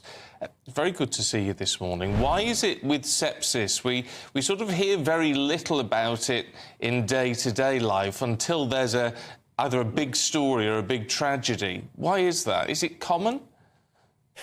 Well, it's astonishing, isn't it? We have a condition here that affects nearly 250,000 people across the UK each year and claims 48,000 lives. And just for context, breast cancer, and I'm not diminishing how horrible that can be, claims 11,000 lives. So sepsis is 4 times more prolific as a killer. I think the reason we don't hear about it is because it doesn't really belong to any particular speciality of doctors. It touches every aspect of healthcare, and therefore there's no professional group to be championing it, which means it needs an advocacy organisation like ours. My understanding is that it's when your own immune system starts to attack the tissues, but by the time people realise that their temperature isn't just flu or something, they can often be in quite a perilous state. It arises in people of any age, people with whether or not they've got underlying illness, and it can arise as a consequence of any infection. So it presents hugely differently. So what do we do? If you're concerned something is devastatingly wrong, there are 6 key symptoms to look for, and they spell the word sepsis. S for slurred speech or confusion. E for extreme pain in the muscles or joints. P for passing no urine, no water in a day. S for severe breathlessness. I for it feels like I'm going to die, and people really do say that. And then the final S for skin that's mottled or discoloured or very pale. Any one of those 6 in the context of infection, it's go straight to A&E. The People's Channel. If you want your news to be straight talking... This is a nightmare for the Conservatives again. Down to earth. It's not just Nottingham where this is happening, is it? And most importantly, honest. Hard-working, middle-class taxpayers, they'll get their book thrown at them. Then catch me, Martin Daubney, Monday to Friday, 3 till 6 p.m. on GB News, Britain's news channel. Join me, Neil Oliver, every Sunday night at 6 p.m. on GB News. And if an hour is not nearly enough for you, go to gbnews.com for special extended episodes online every Friday at 9 p.m, where we can truly get into the nitty-gritty of what's going on. GB News, Britain's news channel. Join me, Nana Akwe, for an informative, interactive news programme with a difference. It's fun. It's true. You're not wrong. No one will be cancelled. Lovely. Join me from 3 p.m. every weekend, only on GB News, Britain's news channel.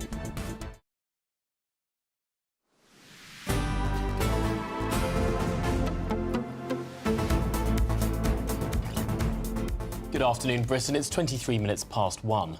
Now, the trial of former nurse Lucy Letby gets underway at Manchester Crown Court today.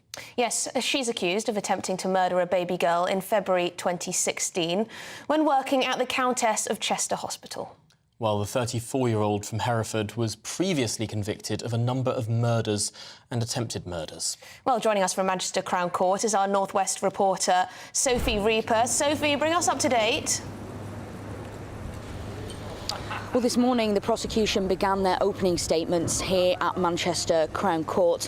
Nick Johnson, KC of the prosecution, told the jury about Letby's previous convictions, 7 counts of murder and 7 counts of attempted murder that a jury also here at Manchester Crown Court found her guilty of last August. He told the jury, putting it in a nutshell, we are saying that her status as a multiple murderer and attempted murderer is an important piece of the evidence that you can, if you wish, take into account when you are considering whether we have made you sure that she attempted to murder child K.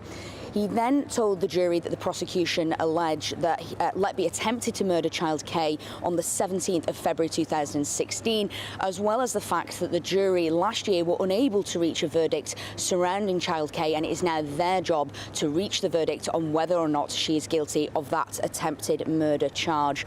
The court this morning was also shown a walk-through video of the neonatal unit at the Countess of Chester Hospital. Prosecution saying that was so the jury would be able to visualise it when witnesses would refer to it later on in the court case. The video showed various parts of the unit, the kitchen, the nursing station, various nurseries, including Nursery 1, which would have been used to house the most sick babies on the unit. Now, the prosecution made a point of pausing the video at that point to acknowledge the fact that Nursery 1 would be a key part of the case surrounding child K. Now, throughout this morning, Lucy Letby sat in the dock in the courtroom throughout these proceedings. She, of course, pleading not guilty to the charge attempted murder of child K. We are now taking a short break, but the prosecution will continue their opening once again here at Manchester Crown Court once lunch has finished. Well, Sophie, thank you very much for bringing us the very latest there. Really serious case. Yes, indeed. Well, I wonder if we turn to some of your views very quickly. I've got one that I've been itching to read out. OK, go on then. Ever since we were talking to Jonathan Reynolds, the shadow... Where is it? I've got it. What do you mean? I've written it down. Oh, you've written it down? With my pen and paper. Go on, then. So it's traditional. You were talking about that we should write things down with pen and paper more the other day, so I've taken your advice. But Kerry has written in to say, because we were talking about reservoirs in the southeast of England, how basically none has been built. And I said they've been trying to build this reservoir in Abingdon, in Oxfordshire, for 2 decades. Well, Kerry has written in to correct me. It's not just 2 decades. Kerry used to work for the Thames Water Authority. Oh, so she knows. They've been trying to build this reservoir since the 1980s. Good and grief. local politicians have been saying, no, you can't have it here. It's too disruptive. Can't have a lovely reservoir in our beautiful countryside. Do you know what's so frustrating? Is that you have a population. We've had huge population growth, millions and millions. Don't you think we need a bit more water? Is that not critical for our needs as humans? What I really struggle to understand is the mindset of someone who lives near a sort of fairly nondescript field and thinks it wouldn't be improved by a reservoir. I love reservoirs. They're brilliant for wildlife. They look attractive. I used to sail on a reservoir near me in East Anglia. I mean, why wouldn't you want one near you? Well, lots of love for Tim Stanley, who we just had on. Mark says, Tim talks sense. It's a clear case of baffling, I won't repeat what you wrote, baffling brains at the moment. They're all promising the world, and in reality will deliver none of it. Well, it's interesting you say that, because a survey out today in the newspapers about how trust in politics, trust in politicians is now at a record low. So I suppose a lot of people, when they go to the ballot box, may well not be voting for something with great passion, oomph and drive, but rather voting against whatever the alternative is in their mind. So let us know your thoughts on that as well. No, certainly. But it is a fascinating time in this election campaign, because we've also been talking about tax. And tax is something that I think is going to come up tonight, as Catherine Forster was saying in her preview of that debate between Sunak and Starmer. I've been digging up some old issues with what the Labour Party said not a million years ago, but only a couple of years ago. We mentioned earlier in the programme this 2018 memo from Rachel Reeves about raising capital gains tax from 28% to 45%.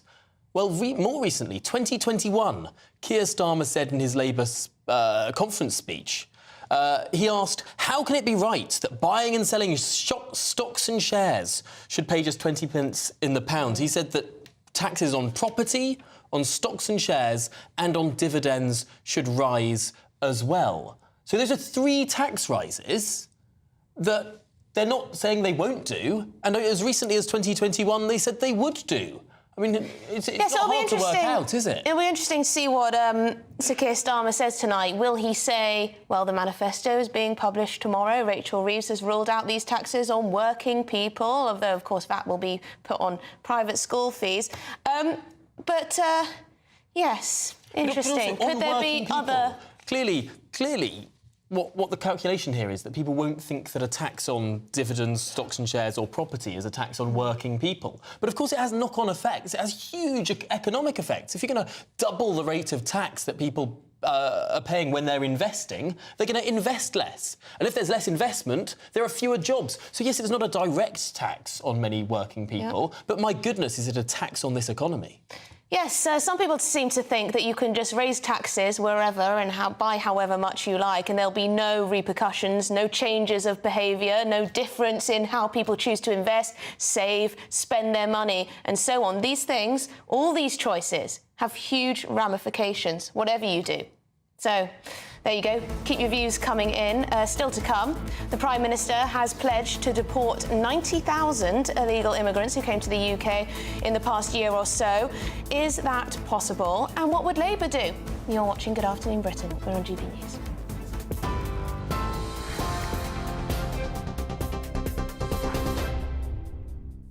Hi there, it is 1:31. I'm Aaron Armstrong in the GB newsroom.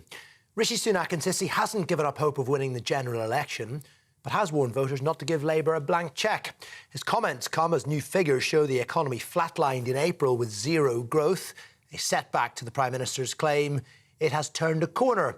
And it comes as Tory colleagues voice concerns about Labour winning a supermajority at the general election. Now, the Tories say the economy grew 0.7% in the previous 3 months to April, but Shadow Chancellor Rachel Reeves says the figures expose the damage done after 14 years of Conservative chaos. It's this Prime Minister and this Chancellor that has presided over this state of affairs with an economy that's barely grown these last 14 years. Yesterday, the Prime Minister published a desperate wish list of giveaways, but frankly, the money is not there. And if the Prime Minister did have a chance to implement this, what would end up happening is that mortgages would go up by £4,800 for the average family. The country can't afford 5 more years of the Conservatives. Only Labour has a plan to grow our economy and tackle the cost of living crisis. The Green Party has launched its election manifesto with a promise to raise taxes for the wealthiest. The party would add a tax on the top 1% of earners and 8% national insurance on those earning £50,000 a year. They say proceeds would be used to fund improvements to health, housing, transport and the green economy. Flights have been grounded in Mallorca today after heavy rain caused flooding at Spain's third busiest airport. Now, this video posted to social media shows water spilling into a parking area, while some cars could be seen partially submerged outside the terminal. Spain's weather agencies recorded 5 centimetres of rain per hour, with peaks of up to 9 centimetres. And the Mediterranean island is famous for its picturesque beaches and sunny weather. It's particularly popular among British tourists. Sign up to our alerts for more on all of our stories. The QR code you can scan, and the details are at gbnews.com/alerts.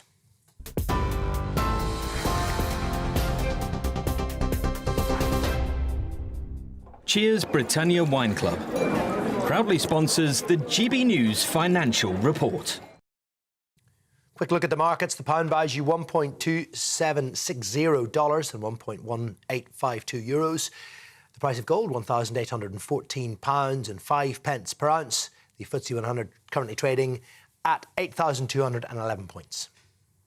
Cheers Britannia Wine Club proudly sponsors the GB News Financial Report. Welcome to your latest weather update from the Met Office here on GB News. For many, it's a good-looking day out there. It's not particularly warm, although with a bit less of a breeze, it does feel a bit warmer, at least, than yesterday. Less windy because the isobars are opening up. High pressure is moving in, but out in the Atlantic, there is plenty of wet weather. That's for tomorrow. But back to today, and there are a few showers around, scattered across northeastern Scotland, 1 or 2 across eastern parts of England. But for most places, it's dry. Yes, some cloud developing, but a mixture of cloud and sunny spells through the afternoon. We'll see temperatures ticking up to mid to high teens. Still feeling pretty chilly in the east, but as I said, the wind's at least a little lighter than yesterday, so it doesn't feel quite as fresh as it did then. Going to turn quite cool quite quickly this evening, however. Still a few showers just drifting in on the northerly breeze across the Northern Isles, perhaps into the north of Aberdeenshire, but most places will be dry this evening. Some good spells of sunshine across western Scotland. Generally fine conditions too for Northern Ireland, although at times it will be fairly cloudy here to end the day. Mixture of cloud and sunny spells for England and Wales. Still, as I said, 1 or 2 isolated showers across the east. And those temperatures starting to drop away as soon as the sun sets. It's going to be a pretty cold nights yet again. But out west, we are seeing signs of a change. The cloud thickening up across Northern Ireland, the winds picking up as well, and rain trickling into Northern Ireland by the end of the night. For most, though, it's a dry night and a clear night, and it will be turning quite cold. Temperatures down into single figures in most towns and cities. Rural spots, well, only 3 or 4 degrees for some, and there will be some ground frost in a few locations. Not for Northern Ireland, though, because the cloud and the rain moves in here. Wet starts tomorrow. That rain spreading into most of Wales, southwest England, southwest Scotland by lunchtime, and then into the Midlands and through the central belt by the end of the day. Much of eastern England will be dry, just clouding over until later on when the rain arrives, and it gets very windy around western coasts, particularly in the afternoon. Goodbye. The latest GB News travel. Hello to you, I'm Jules Buckley. Let's go to the M6 on the northbound side firstly in Lancashire, junction 28 up to 29.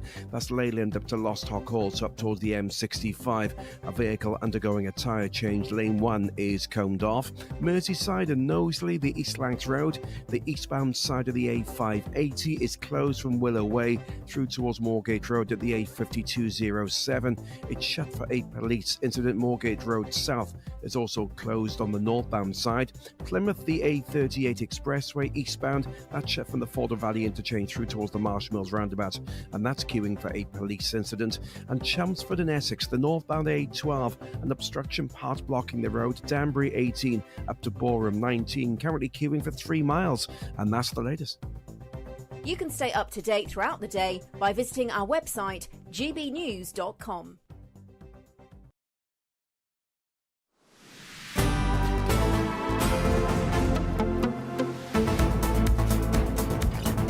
It's 1:37. Now, is it okay, in your view, to date your work colleagues?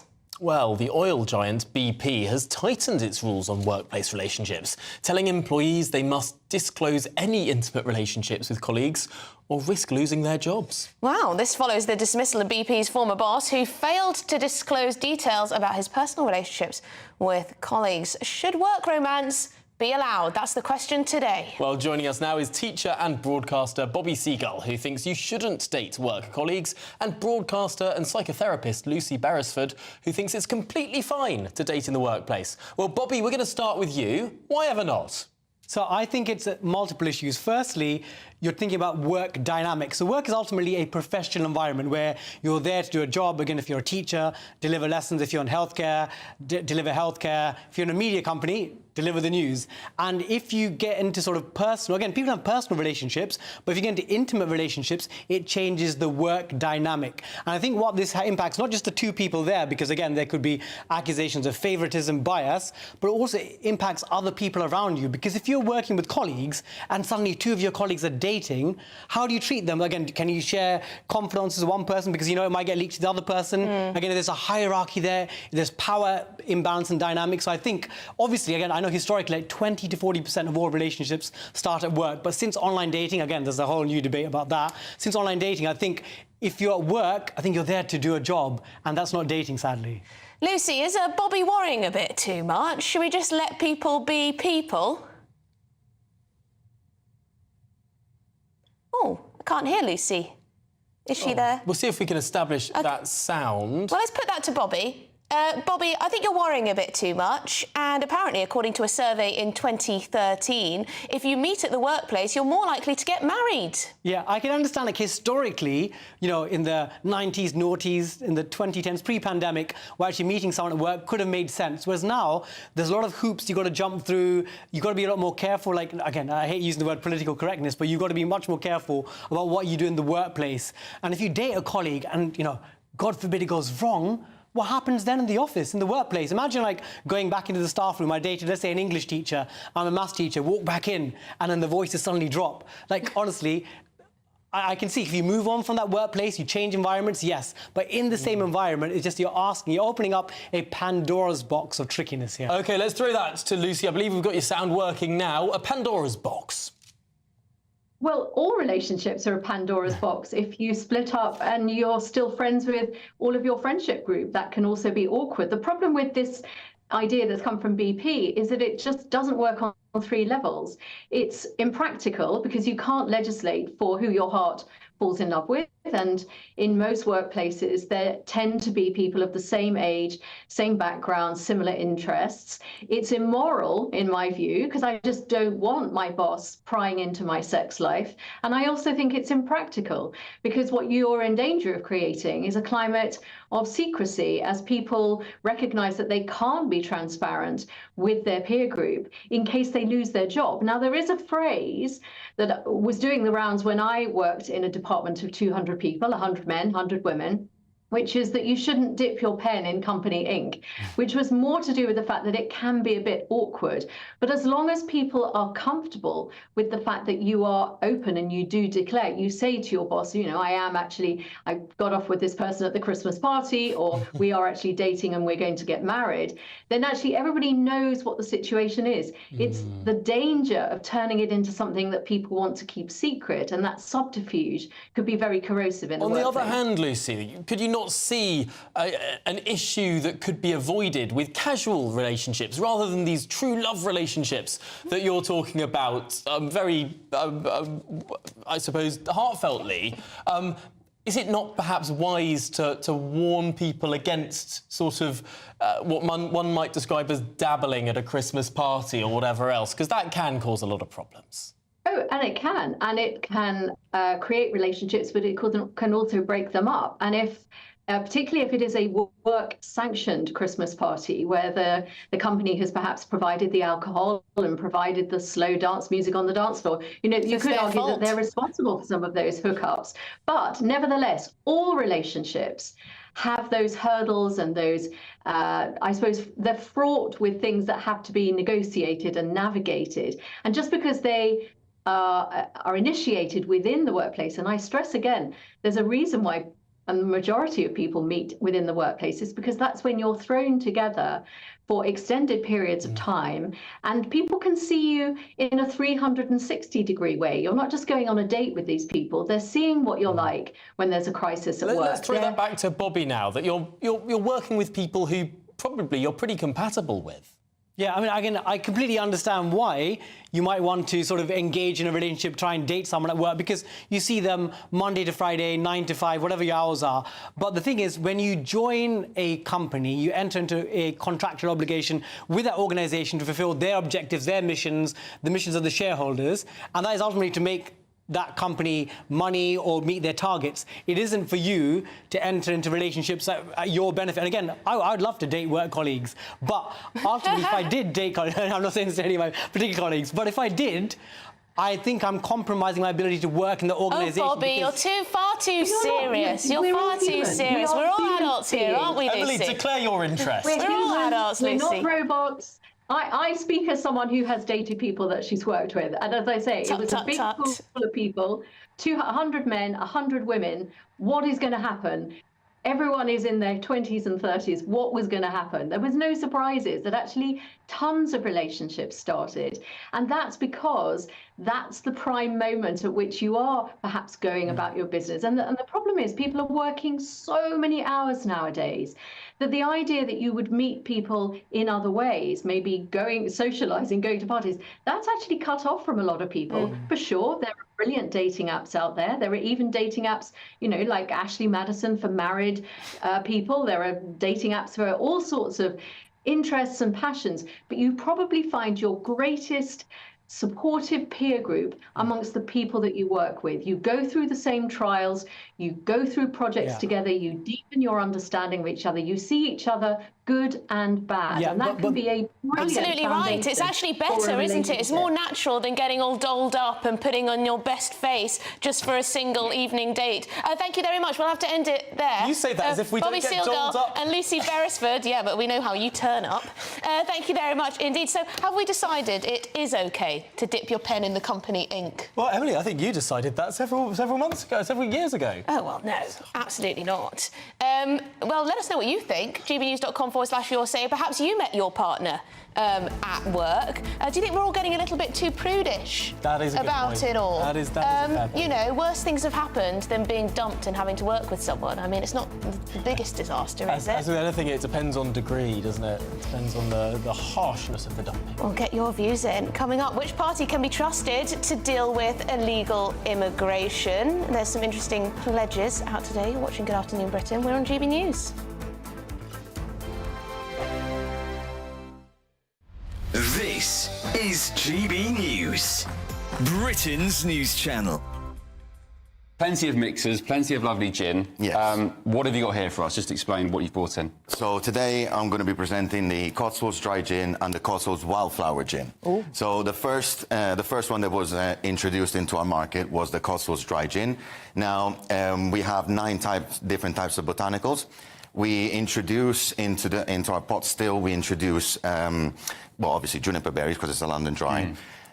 Angelica roots and coriander seeds, giving it that little limey flavour. Also, cardamom seeds, then black peppercorn, giving it a little spice. Ooh. And then the part that is more interesting that regards to the pouring, we have the grapefruit peel and the lime peel. We're going to start with the Cotswolds Dry, okay? So the first one introduced. So Ellie was taking the mick out of me this morning because I said my favourite gin was, what is it, pink lemonade? You like a pink gin and lemonade, yes. You called me, I'm going to say what you said. You said that's a bit girly. As you see, it turned into cloudy. Those are the oils of the spices because we don't filter it. Our gin is completely unfiltered. Got it. I love this. It's 11:52. It's never too early. Cheers. Cheers. And would you have any... This sounds very juvenile. Would you have any snacks with gin? Or does it ruin it? Olives. Ah, you can tell your culture. It depends on how you're drinking it and where you are, like what you're actually going to do with it. But you can have pretty much all sorts. As long as it stays on the salty side, that's what I would go for personally. A salty snack. Yeah, that's what I would go for. So olives, would you say, is that a good choice? Or crisps, nuts? They're quite salty, olives, aren't they? It depends on your taste, really. Like, personally, I wouldn't go for it, but I have seen... And the culture behind gin is drastically increased over the years. The flavours are all different. That's really good. Exactly. You see what I mean? Oh, very nice. Like that zesty, floral kind of flavour coming through. They're absolutely stunning, aren't they? The People's Channel. This is GB News, and we are Britain's election channel. This vote may seem to be about the politicians and the media, but it's actually about you. We won't forget that. Join us up and down the country as we follow every moment together. More than ever, it's important to hear all sides as you make your decision in the run-up to polling day. This is GB News, the People's Channel. Britain's election channel.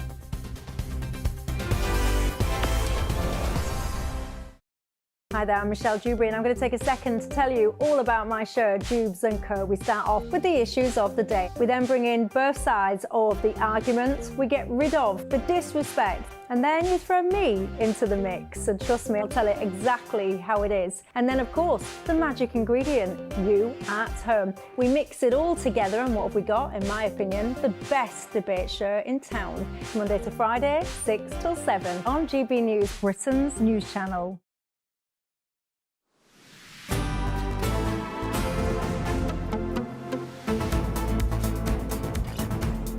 Good afternoon, Britain. It is 12 minutes to 2, and planes to Rwanda, well, we're told, are set to get very busy. That's if the Tories win the next general election. Yes, because in their manifesto, the Conservatives are vowing to deport all 90,000 illegal migrants from the UK.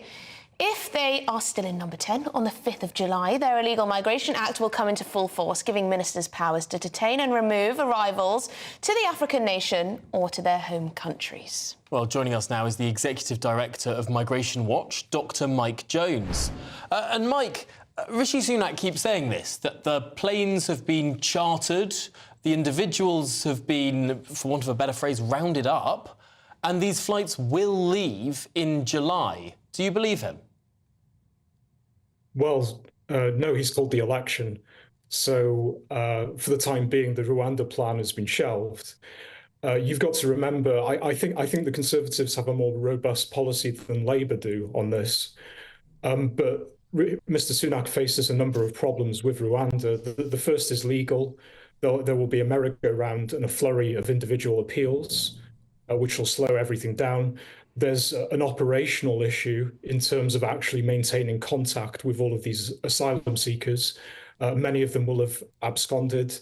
And then, of course, there's a capacity issue, which relates to detention centres here and obviously within Rwanda itself. You know, can Mr. Kagame deliver his promise at speed and at scale? Now, the Labour Party is very much ahead in the polls, so they're looking like the likely winners of this general election. And in which case, it's very important that their policy on illegal migration gets scrutiny. They say that they will have more caseworkers, so they'll get through these claims quicker than the Conservatives have. There is a question mark over what happens next, because they don't want a third country to send people to, like the Rwanda policy. And they say that those who don't pass the claim, don't get refugee status here, will be deported. But it's very difficult to deport people to countries deemed unsafe. There have been accusations potentially this is an amnesty policy in disguise. What's your take? Well, Tory HQ has described the Labour plan as not credible. I think that's an understatement of the century. Labour's plan is dangerous and counterproductive. I mean, first of all, they're going to mothball the Rwanda plan. And the vast majority of illegal migrants come from countries that are deemed unsafe by the human rights lawyers. So how are you going to deport those people? That they can't be deported. But on the other hand, Labour has promised to bring many of these illegal immigrants into the asylum system, and they're obviously going to fast-track these applications. Fast-tracking essentially amounts to a de facto amnesty. So this policy will not only will it be a betrayal of their manifesto pledges, but it will actually increase the pull factor for more illegal migrants to make the journey across the Channel. Mike, is what you're saying that if anyone comes by any mechanism, whether it's by small boat or clinging onto a lorry or just overstaying a visa, travelling on holiday, if anyone comes from any country deemed to be unsafe by lawyers, they'll have the right to stay, basically, under the Labour policy? Yeah, I mean, it's easier to deport foreign national offenders, FNOs, and some of them, a very small number, are sent back. But if you're a non-FNO, an illegal migrant, and I suppose in that sense, you have to wait for them to do a crime. Well, yes, and even then, many of them aren't deported. But essentially, this comes back to the Human Rights Act and what they call the principle of non-refoulement. That sounds quite complicated, but it's very simple. Basically, you cannot deport somebody to a country where that person may be at risk of, harassment, humiliation, and any. Mike, we spoke to Yvette Cooper, the Shadow Home Secretary, a couple of weeks ago, I think it was, and she seemed to say that they would work harder than the Conservatives and would be able to return more illegal migrants as a result of that, without a third country in use. I mean, how long would it take to go through these cases individually? It seems a lot of work. It's a load of hogwash. It's for the birds. It's not a case of working hard. It's about having the legal architecture in place that allows you to fulfill your manifesto pledges. So the most important question in illegal migration policy is this: if somebody arrives illegally, can you deport them? Now, in the vast majority of cases, the answer to that is no. And the Conservatives have a partial roundabout solution to this, the Rwanda plan. The Labour Party has absolutely no answer to this at all. The situation will get worse. It will spiral out of control. Goodness me, well, we've got the choice of something that might work but is a bit of a half-baked solution, or something that's no solution at all. What a joyful choice. Dr. Mike Jones, thank you so much for joining us and talking through that crucial issue in this general election campaign. Yes, coming up, we're going to be back hitting the campaign trail. The question today really is, have the Conservatives all but given up? We've heard from Grant Shapps that he's expecting a supermajority, or at least you should vote to avoid one. Is that convincing? We'll have that after the short break.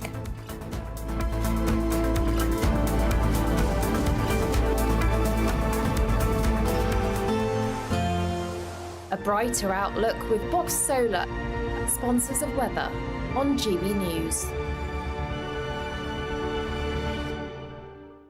Welcome to your latest weather update from the Met Office here on GB News. For many, it's a good-looking day out there. It's not particularly warm, although with a bit less of a breeze, it does feel a bit warmer, at least, than yesterday. Less windy because the isobars are opening up. High pressure is moving in, but out in the Atlantic, there is plenty of wet weather. That's for tomorrow. But back to today, and there are a few showers around, scattered across northeastern Scotland, 1 or 2 across eastern parts of England. But for most places, it's dry. Yes, some cloud developing, but a mixture of cloud and sunny spells through the afternoon. We'll see temperatures ticking up to mid to high teens. Still feeling pretty chilly in the east, but as I said, the wind's at least a little lighter than yesterday, so it doesn't feel quite as fresh as it did then. Going to turn quite cool quite quickly this evening, however. Still a few showers just drifting in on the northerly breeze across the Northern Isles, perhaps into the north of Aberdeenshire, but most places will be dry this evening. Some good spells of sunshine across western Scotland. Generally fine conditions too for Northern Ireland, although at times it will be fairly cloudy here to end the day. Mixture of cloud and sunny spells for England and Wales. Still, as I said, 1 or 2 isolated showers across the east. And those temperatures starting to drop away as soon as the sun sets. It's going to be a pretty cold nights yet again. But out west, we are seeing signs of a change. The cloud thickening up across Northern Ireland, the winds picking up as well, and rain trickling into Northern Ireland by the end of the night. For most, though, it's a dry night and a clear night, and it will be turning quite cold. Temperatures down into single figures in most towns and cities. Rural spots, well, only 3 or 4 degrees for some, and there will be some ground frost in a few locations. Not for Northern Ireland, though, because the cloud and the rain moves in here. Wet starts tomorrow. That rain spreading into most of Wales, southwest England, southwest Scotland by lunchtime, and then into the Midlands and through the central belt by the end of the day. Much of eastern England will be dry, just clouding over until later on when the rain arrives, and it gets very windy around western coasts, particularly in the afternoon. Goodbye. That warm feeling inside from Boxed Boilers, sponsors of weather on GB News.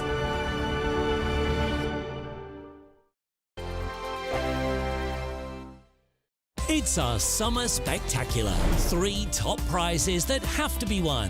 There's cash. £15,000 in tax-free cash to spend on anything you like this summer. Plus a brand new iPhone 15 with a set of Apple AirPods. And if that wasn't enough, we'll also treat you to some fun in the sun with £500 to spend at your favourite UK attraction this summer. For another chance to win the iPhone, treats and £15,000 cash, text prize to 63232. Text costs £2 plus 1 standard network rate message. Or post your name and number to GB06 PO Box 8690 Derby DE1 9TT. UK only. Entrance must be 18 or over. Lines close at 5 p.m. on the 28th of June. Full terms and privacy notice at gbnews.com/win. Please check the closing time if listening or watching on demand. Good luck.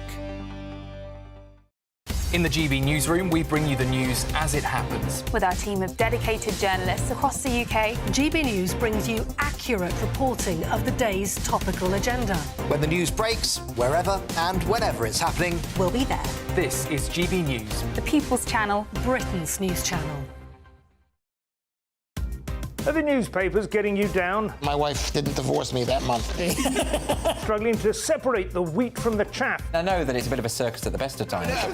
Well, don't worry. Headliners has got you covered. We'll take the burden of reading the day's news, and if we get depressed, who cares? It's an occupational hazard, frankly. That's Headliners on GB News from 11 p.m. till midnight, and the following morning, 5 till 6 a.m. on GB News, the comedy channel. Nah, just kidding. Britain's news channel.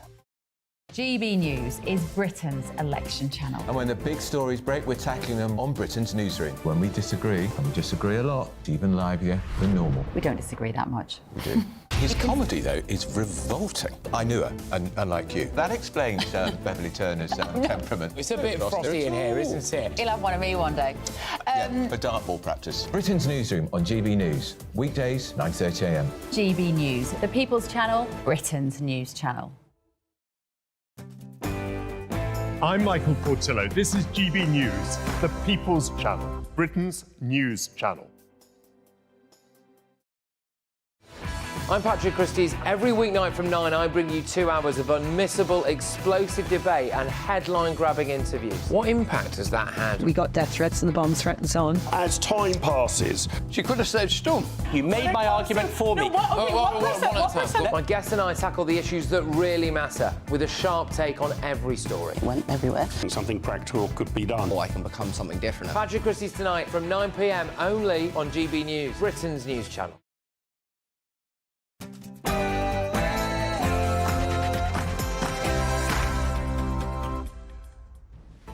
Good afternoon, Britain. It's 2 o'clock on Wednesday, the 12th of June. I'm Tom Harwood. And I'm Emily Carver. The Prime Minister is to clash with the Labour leader tonight in yet another TV debate. But the Tories are being accused of already accepting defeat by warning voters simply not to give Keir Starmer a supermajority. Yes. Meanwhile, is Labour being transparent over its tax plans? There are growing warnings that the party isn't being open enough about potential tax hikes to come. And the Conservatives have vowed to deport 90,000 illegal migrants who came to the UK in the past year. But can that really be done? And what would Labour do if it came to power?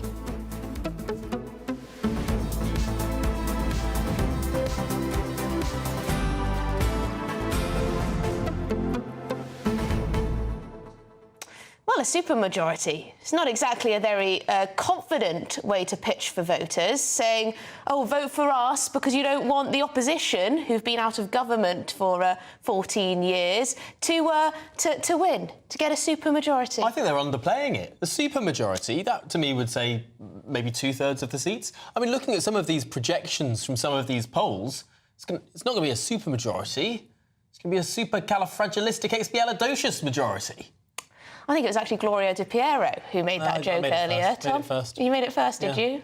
OK, well, we'll have to play it back and find out. We will. But get your views in. What do you think that's all about? Do you think the Conservatives have all but given up? We had Miriam Cates on earlier, who went on Twitter to tell all of her followers why she's not moving to reform. It's not the sort of thing you'd do if you were confident in your party's prospects, is it? No, but I think they're being... I mean, maybe finally they're being realistic about it all, right? Because... It's a bit early to be realistic in the election campaign, the polls isn't aren't narrowing really at all. We've still got a 20-point lead. We started with a 20-point lead. A month ago, there was a 20-point lead. A month before that, there was a 20-point lead.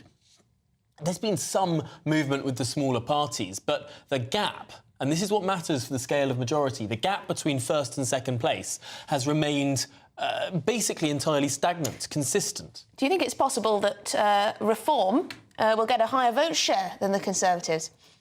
Could happen. I think it's less likely than more likely, but if it did, we're not even talking about sort of a small and diminished opposition. We're talking about basically no opposition at all. Well, on that note, gbnews.com/your say. Please do get in touch, but it's the headlines with Aaron.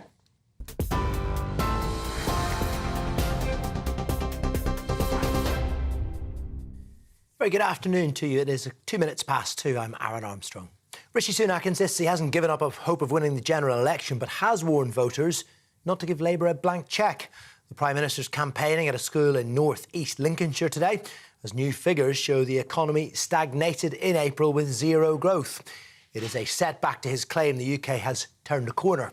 The Tories pointed to figures, though, that demonstrate the economy had grown in the months to April, the 3 months leading up to April. But the Lib Dems say Rishi Sunak's utterly failed to deliver on his promises. Shadow Chancellor Rachel Reeves says it exposes the damage done after 14 years of Conservative chaos.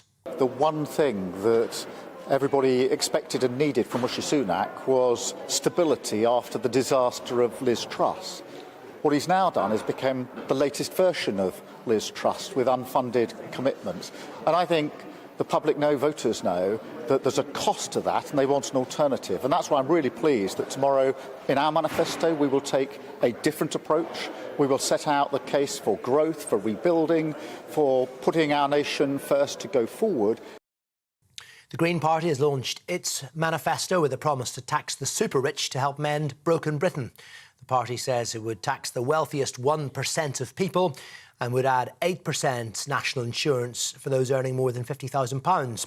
That, they say, would raise £50 billion to invest in health and social care to, in their words, defend and restore the NHS.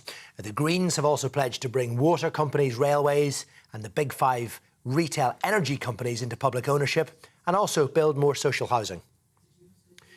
Labour is promising to fix the UK's pothole problem and is blaming the Tories for soaring car insurance costs. The party claims damage caused by poorly maintained roads and an increase in theft caused by Tory cuts to the police has contributed to higher insurance premiums.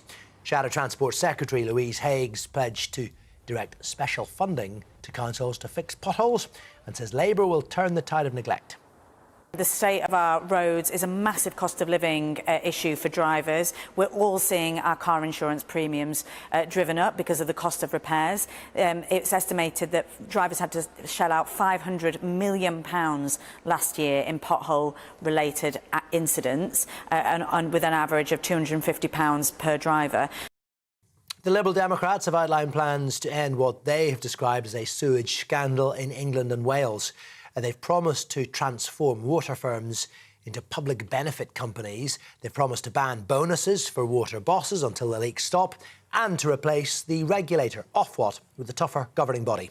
The party says their Clean Water Authority would be given new powers to help reform the sector. Nigel Farage has been offered additional private security by the Home Office after objects were thrown at him during campaigning. A man's been charged after a coffee cup and other items from a building site narrowly missed the Reform UK leader on an open-top bus in Barnsley yesterday. 28-year-old Josh Greeley's been charged with using threatening, abusive, insulting words and behaviour with intent to cause fear or provoke unlawful violence. He's been released on bail and will appear in court later this month. A second man has now denied chopping down the Sycamore Gap tree last year. 31-year-old Adam Crothers is accused of causing £622,000 worth of damage to the tree. A second man, 38-year-old Daniel Graham, was unavoidably detained, according to his barrister, and didn't appear in court earlier, but has previously entered a not guilty plea. Now, the tree was a popular attraction for visitors. It stood by Hadrian's Wall in a dramatic dip in Northumberland for more than 2 centuries, until it was felled in September, sparking a national outcry. Flights have been grounded in Mallorca after heavy rain caused flooding at Spain's third busiest airport. This video posted to social media shows water spilling into a parking area, while some cars are seen partially submerged outside the terminal. Spain's weather agencies recorded 5 centimetres of rain per hour, with peaks of up to 9 centimetres. The Mediterranean island is famous for its picturesque beaches and sunny weather. It's very popular amongst British tourists. And you can get more on our stories by signing up to GB News Alert. Details on the screen there, and also on the website, gbnews.com. Now back to Tom and Emily.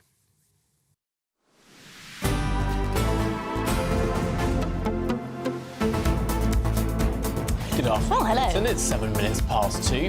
Another busy day of general election campaigning, of course. The challenge for the Conservatives is to close this significant gap, this persistent gap, with the Labour Party, as some senior Conservative figures warn that voters, or at least are warning voters to not give the Labour Party a supermajority. Yes, Labour's pledging to fix 1 million potholes a year in England. I think some of the funding for that is coming from not going ahead with various road constructions. Strange. Bypasses, in fact. It comes ahead of another clash tonight between Rishi Sunak and Sir Keir Starmer as they go head-to-head in their second TV debate. But let's cross live to our political correspondent, Catherine Forster, who's in Grimsby, where that debate is taking place.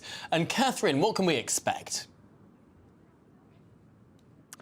Yes, well, it's just over a week since the last head-to-head debate between Rishi Sunak and Sir Keir Starmer. That one, apparently, the first Snap poll suggested that the Prime Minister had very narrowly won that. But basically, he did that with repeatedly hammering this message that he said the Labour Party are going to put your taxes up by £2,000. Now, that was, in fact, over 4 years, and there was a lot of backlash to that because the figures were questioned and questionable. So that created a row, though the Conservative Party does still seem to be hammering that line, and I expect that's their central attack line is still don't trust Labour, they're going to put your taxes up and you don't know what they stand for. But Sir Keir Starmer, of course, is possibly a bit better at being empathetic. He certainly was in that debate last week, and a bit better at being in touch with ordinary voters, partly because of his background. And of course, we've heard from that trail of the ITV interview that Rishi Sunak recorded on the day of the D-Day commemorations, he talks about not having Sky as if that's some sort of measure of going without. That's quite difficult. And of course, the fact that the Conservative manifesto was published yesterday, over 70 pages, it's all out there for us to pick through and take apart and question, whereas the Labour manifesto is not being published until tomorrow. So there'll presumably be quite a lot of questions about what Labour will do if they come into office. And you know, Labour have faced a lot of criticism by not being clear about what they will do, by being a little bit woolly.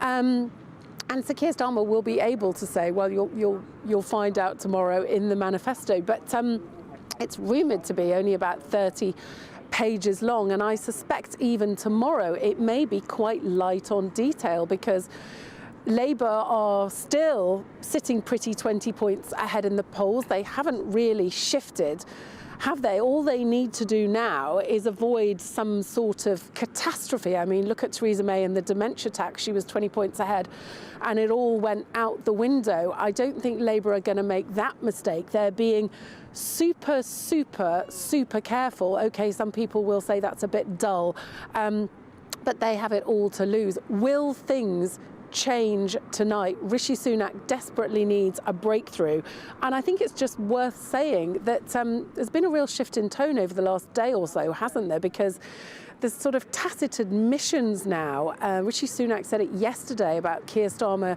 trying to get, you know, votes for 16 and 17-year-olds, and he said, you know, if you put them into power, they could be there for a very long time. Defence Secretary Grant Shapps basically talking about the dangers of Labour having a super majority, and some of the projections, you know, paint the Conservatives possibly as not even being the party of opposition. Some say that even that could be the Lib Dems. So will the strategy now shift to just trying to minimise losses, to trying to scare the electorate, basically, into not giving Labour a massive majority?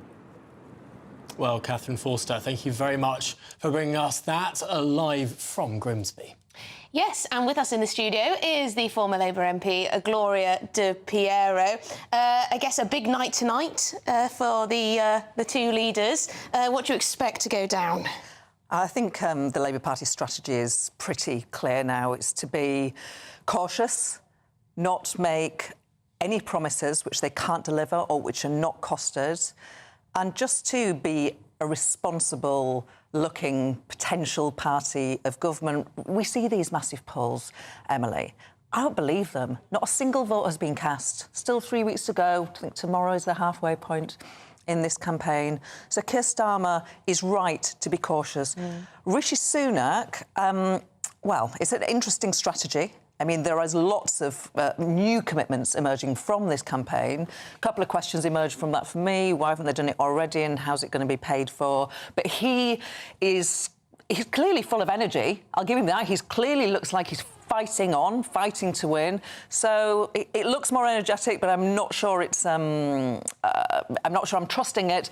And Keir Starmer is much more cautious, perhaps even more boring. But I think a bit of boredom wouldn't go amiss, actually. Gloria, should we expect any surprises, though, tomorrow in this manifesto? No. Do you think we'll hear anything we haven't heard before? No. Nothing at all? No, I don't know. I have not seen it. No capital gains increase? No... Certainly not. Certainly not. And, you know, some of the key promises have been made already. No rises in the next Parliament if there's a Labour government in your income tax, in your VAT, in your national insurance. Those are the big taxes that we all hate and recognise.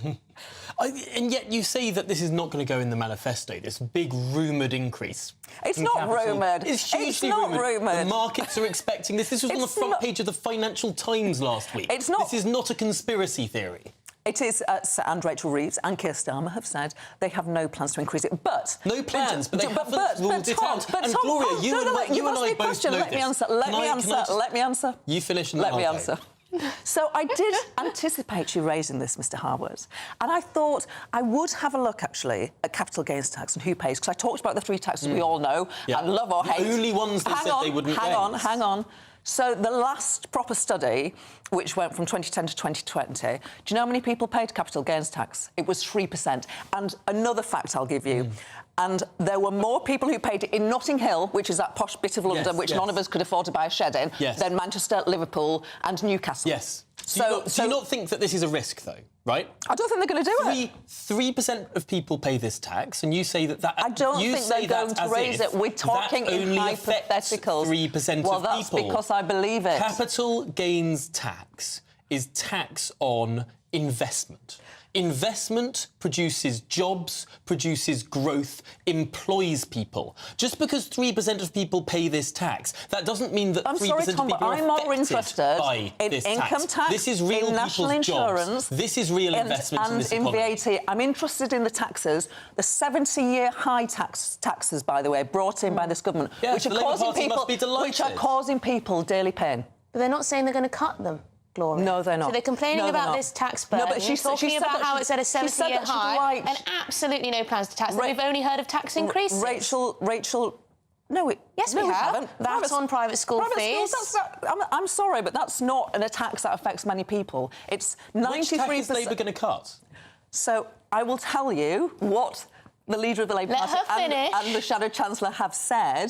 They have said they would like to cut taxes on working people. Now, they can't afford to now because of the mess that the Tories have left the economy in. But if there was a priority to cut tax, it would be income Laurie, tax. you know what people listening at home are thinking right now? They're thinking they've made some absolute guarantees on 3 taxes. Yeah, the taxes and then that on other taxes pay. They say, oh, we've got no plans. What's no plans. Capital gains tax, 3%. That's not a guarantee. 70-year high. That's what you've had. I tell you what, you need to like to cut taxes. I tell you what, you need to be worried about, Tom Howard, a sugar tax, because I've never seen so many biscuits. I am worried about a sugar tax.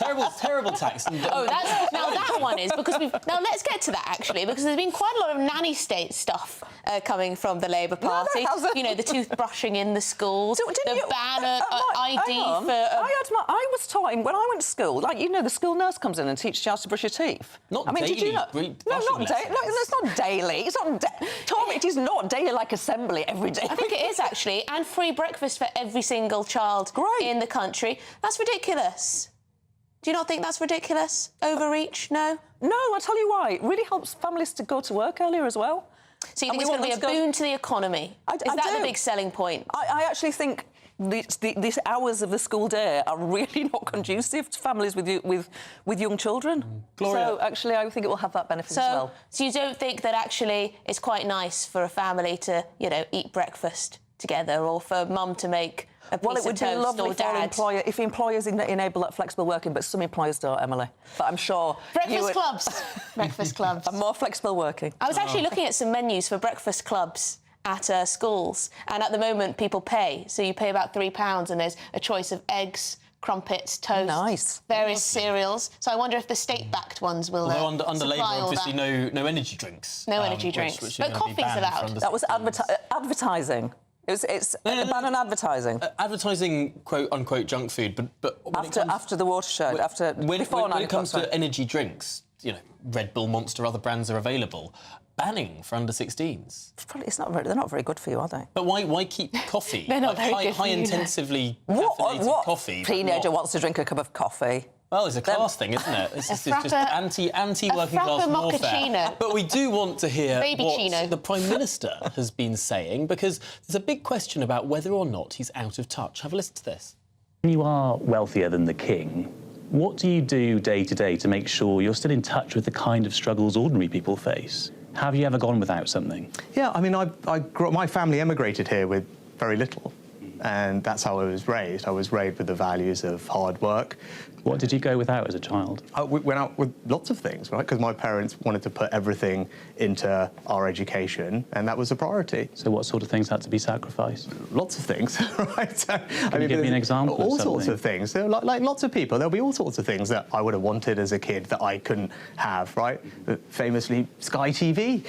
Okay. So that was something that we never had growing up, actually. But it was lots of things. But again, that's my experience is obviously going to be what my experience was, what is more important in my values and how I was raised. And I was raised in a household where hard work was really important. You had to work very hard, and family was important, service to your community was important. He's right, isn't he? What's more important is your values.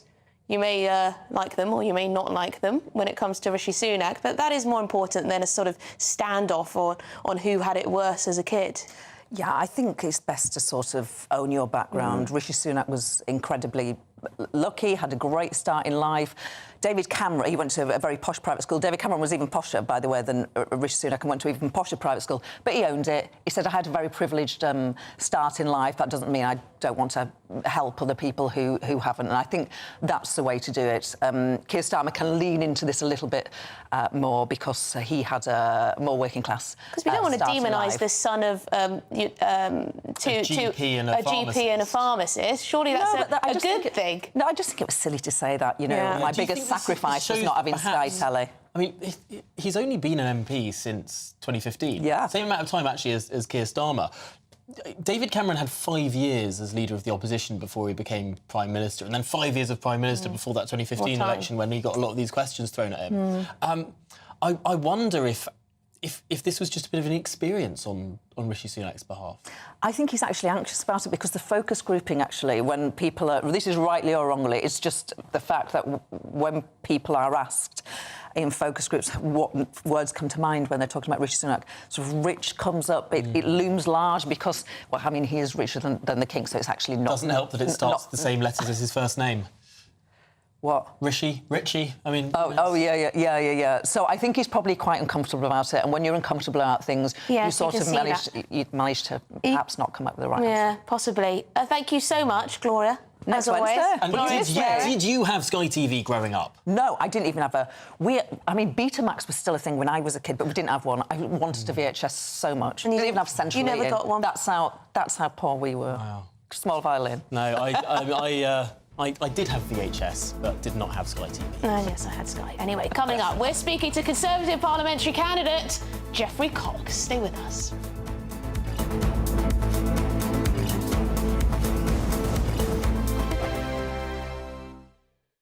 This is GB News, Britain's news channel.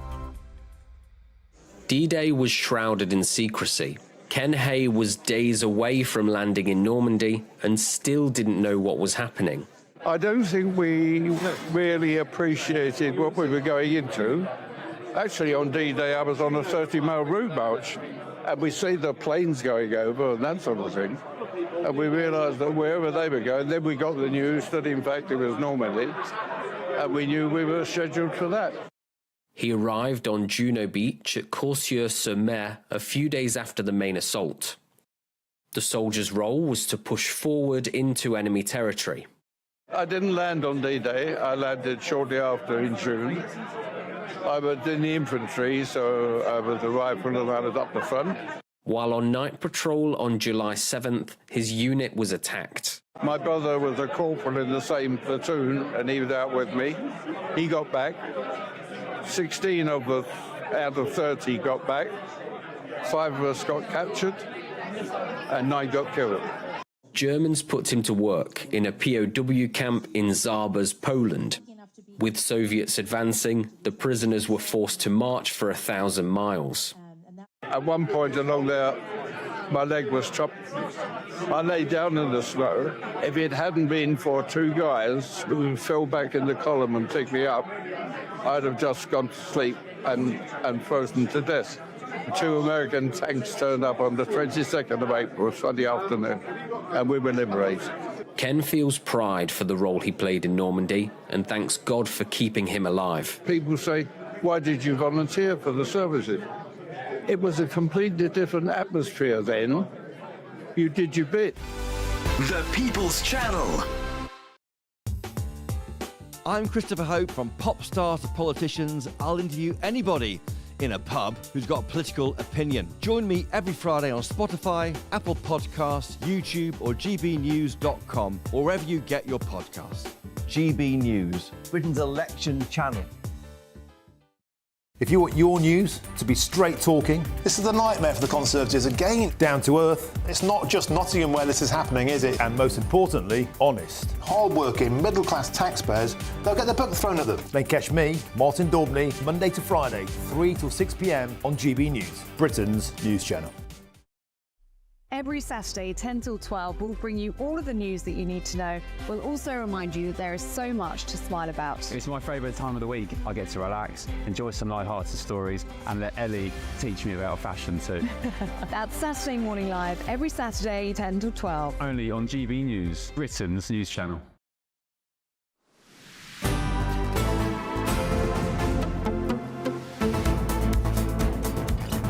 Right, it's 2:25. Good afternoon, Britain. You're with me, Emily and Tom. Now, Conservative parliamentary candidate Sir Jeffrey Cox joins us now. Sir Jeffrey, thank you very much indeed for coming on the show. All this talk of handing a super majority to the Labour Party, are the Conservatives admitting defeat? Well, I think what Grant Shapps was saying was that if you believe the polls now 3 weeks out, the country is sleepwalking into a one-party socialist state. And that would be profoundly unhealthy for British democracy, certainly for conservative right-wing values. We would be facing a government with untrammeled power. And it's a wake-up call. It doesn't mean it's going to happen. It needn't happen. We've got 3 weeks to go, and we have to fight with every fibre of our beings to prevent it, because the disaster it would mean for the future direction of this country, with the gradual and stealthy reversal of Brexit, with the getting rid of the Rwanda scheme, which is our only serious means at the moment of deterring boats coming across the channel.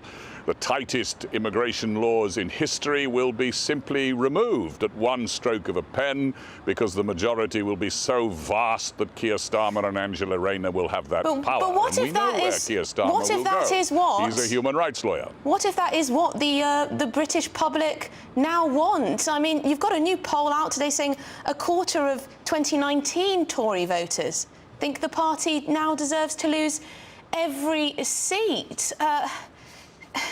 What if that is what the British want? Well, I can understand that people are frustrated and many people are angry. We've had a inflationary spiral that has made the cost of living very difficult for people. We're now got that substantially down. It's now down to target, 2.3% almost. Interest rates will go down. But the real risk, if we give vent to that annoyance, and heaven knows I completely understand why people may feel it, is that what we will face is a one-party socialist state. If you have only 150 seats on one side and 450 on the other, you don't even have an opposition that can seriously hold a government to account. And that is the risk that Grant was referring to. But it is not inevitable. There is 3 weeks to go. We can stop any Labour majority if we simply realise the damage this will do. Jeffrey Cox, did you not cheer in December 2019 when the Labour Party was reduced to their smallest seat share since 1935? Did the Conservative campaign in 2019 not say precisely the opposite of what you're saying right now, that marginal majorities or even minority governments are unstable, that from 2010 right through to 2019, the Conservatives simply didn't have enough seats, and that people needed to put their faith in the Conservative Party to give them a big majority to actually get things done? Are you not arguing against the arguments that you promoted 4 years ago? Well, Tom, you know that's not right. Of course, an 80-seat majority is a good, healthy majority, but it isn't a majority that can't, at times when the country's interests need it, give way to a rallying of the opposition, with some on the Conservative or the government benches. A majority of 200 seats would be impossible at any point to challenge anything that the government wanted to do. There is a dimensional difference between an 80-seat majority, a good and healthy one, and a super majority of the kind Grant Shapps was warning against. We are sleepwalking into a one-party state that is anti-democratic. That's what he was saying. But it isn't inevitable. We've got 3 weeks to go, and we must fight. So, Jeffrey Cox, are you personally disappointed in the performance of the Prime Minister in this election campaign? Has he let you and some of your colleagues down? I'm not interested in the personalities at the moment. The Prime Minister made an error for which he has apologised. What matters is that in every constituency, Conservatives wake up to realise that what we are facing is something unheard of in 100 years. That is what Grant Shapps was warning about, and that is what he is right to warn about. The essential extinction of any democratic opposition, if you believe the polls today. But we have 3 weeks to go. It is not inevitable. And unless we wake up and realise it, we are going to sleepwalk into a one-party socialist state. That's what Grant was saying. But it's not inevitable. We have to realise that on the right of politics, if we are divided down the middle, what we will hand is a massive Labour majority, and they will be able to do anything they want. Every politically correct, every stealthy manoeuvre to reverse the verdict of the British people in 2016, for which, as you will know, I stood up and fought very hard for. Well, Sir Jeffrey Cox, thank you for coming on here, making your case in the usual way that you make your case. Really appreciate it. And my goodness me, I think of all of the orators in Parliament, Jeffrey Cox is certainly up there. Yes, I can see some comments coming in who'd be a fantastic narrator. People saying, yes, a one-party socialist state. That's what Sir Jeffrey Cox is warning. The last time we had that, I think it was the 1933 election, if I recall, 32, 33.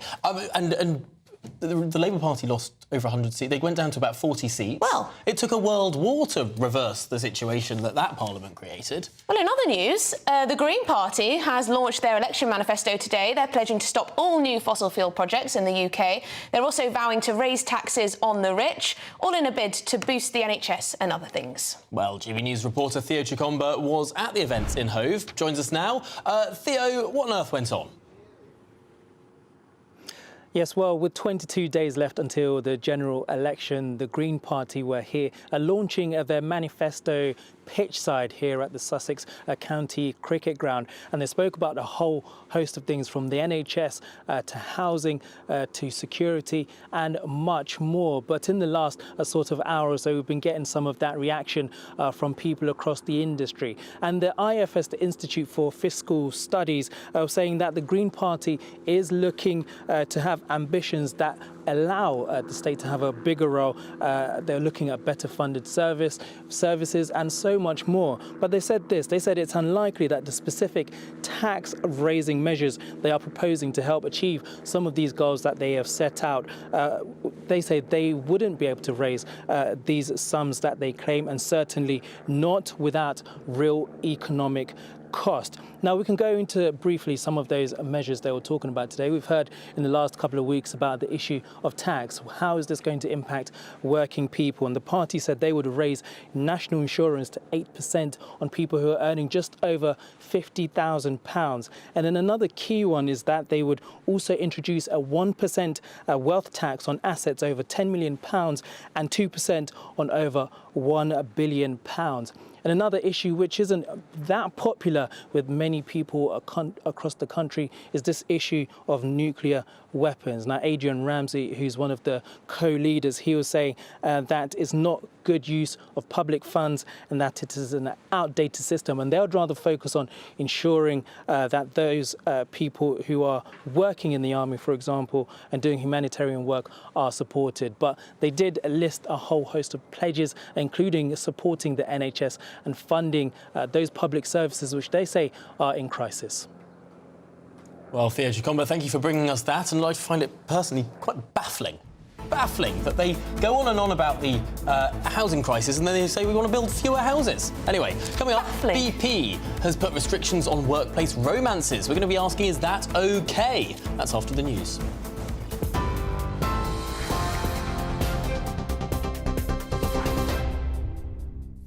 It is almost 2:34. Good afternoon to you. I'm Aaron Armstrong. Rishi Sunak insists he hasn't given up hope of winning the general election, but has warned voters not to give Labour a blank cheque. The Prime Minister's campaigning at a school in North East Lincolnshire today. New figures show the economy stagnated in April with zero growth, a setback to his claim the UK's turned a corner. Now, the Tories have pointed to figures that demonstrate the economy had grown in the previous 3 months to April. But Shadow Chancellor Rachel Reeves says the figures expose the damage done after 14 years of Conservative chaos. It's this Prime Minister and this Chancellor that has presided over this state of affairs with an economy that's barely grown these last 14 years. Yesterday, the Prime Minister published a desperate wish list of giveaways, but frankly, the money is not there. And if the Prime Minister did have a chance to implement this, what would end up happening is that mortgages would go up by £4,800 for the average family. The country can't afford 5 more years of the Conservatives. Only Labour has a plan to grow our economy and tackle the cost of living crisis. The Green Party's launched its election manifesto with the promise to raise taxes for the wealthiest and boost health and social care spending. The party would add a 1% tax on assets over £10 million and 8% national insurance on wages over £50,000 a year. They say the proceeds would be used to fund improvements to health, housing, transport and the green economy. Flights are grounded in Mallorca today after heavy rain caused flooding at Spain's third busiest airport. Videos on social media can show water flooding a parking area, some cars partially submerged outside the terminal. The weather agency in Spain has recorded 5 centimetres of rain per hour, with peaks of up to 9 centimetres, which could upset some holiday plans. The Mediterranean island, famous for its picturesque beaches and its good weather, and it's very popular among British tourists. More on all of our stories on our GB News alerts. The QR code's there on your screen. The details are on our website, gbnews.com.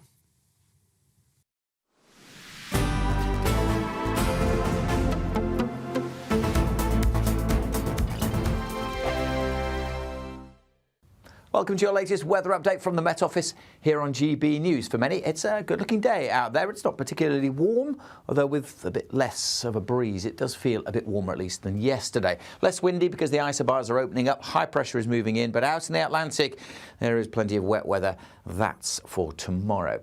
But back to today, and there are a few showers around, scattered across northeastern Scotland, 1 or 2 across eastern parts of England. But for most places, it's dry. Yes, some cloud developing, but a mixture of cloud and sunny spells through the afternoon. We'll see temperatures ticking up to mid to high teens. Still feeling pretty chilly in the east, but as I said, the wind's at least a little lighter than yesterday, so it doesn't feel quite as fresh as it did then. Going to turn quite cool quite quickly this evening, however. Still a few showers just drifting in on the northerly breeze across the Northern Isles, perhaps into the north of Aberdeenshire, but most places will be dry this evening. Some good spells of sunshine across western Scotland. Generally fine conditions too for Northern Ireland, although at times it will be fairly cloudy here to end the day. Mixture of cloud and sunny spells for England and Wales. Still, as I said, 1 or 2 isolated showers across the east. And those temperatures starting to drop away as soon as the sun sets. It's going to be a pretty cold nights yet again. But out west, we are seeing signs of a change. The cloud thickening up across Northern Ireland, the winds picking up as well, and rain trickling into Northern Ireland by the end of the night. For most, though, it's a dry night and a clear night, and it will be turning quite cold. Temperatures down into single figures in most towns and cities. Rural spots, well, only 3 or 4 degrees for some, and there will be some ground frost in a few locations. Not for Northern Ireland, though, because the cloud and the rain moves in here. Wet starts tomorrow. That rain spreading into most of Wales, southwest England, southwest Scotland by lunchtime, and then into the Midlands and through the central belt by the end of the day. Much of eastern England will be dry, just clouding over until later on when the rain arrives, and it gets very windy around western coasts, particularly in the afternoon. Goodbye. The latest GB News travel. Good afternoon. Hello again. I'm Jules Buckley. Let's go to Bradford firstly in West Yorkshire, where the Leeds Road is currently shut between the A6177 and Thornbury Road. Now, that is due to a police incident. Seen some queues on surrounding routes as a result. A couple of issues for the M6. Firstly, northbound, a vehicle is having a tyre change. Leyland up to Lost Hog Hall. Junction 28 to 29, so a lane shut. A lane shut for breakdown to southbound from 19 to 18. Thus Knutsford down towards Middlewich and Holmes Chapel. Northamptonshire, the westbound A14 is blocked from Titchmarsh at junction 14 to Thrapston 13 and queuing. There's an issue there. And the clockwise M25 very slow towards Enfield at 25 in the roadworks. There's a broken down lorry there being recovered and it's queuing back to junction 23. You can stay up to date throughout the day by visiting our website gbnews.com.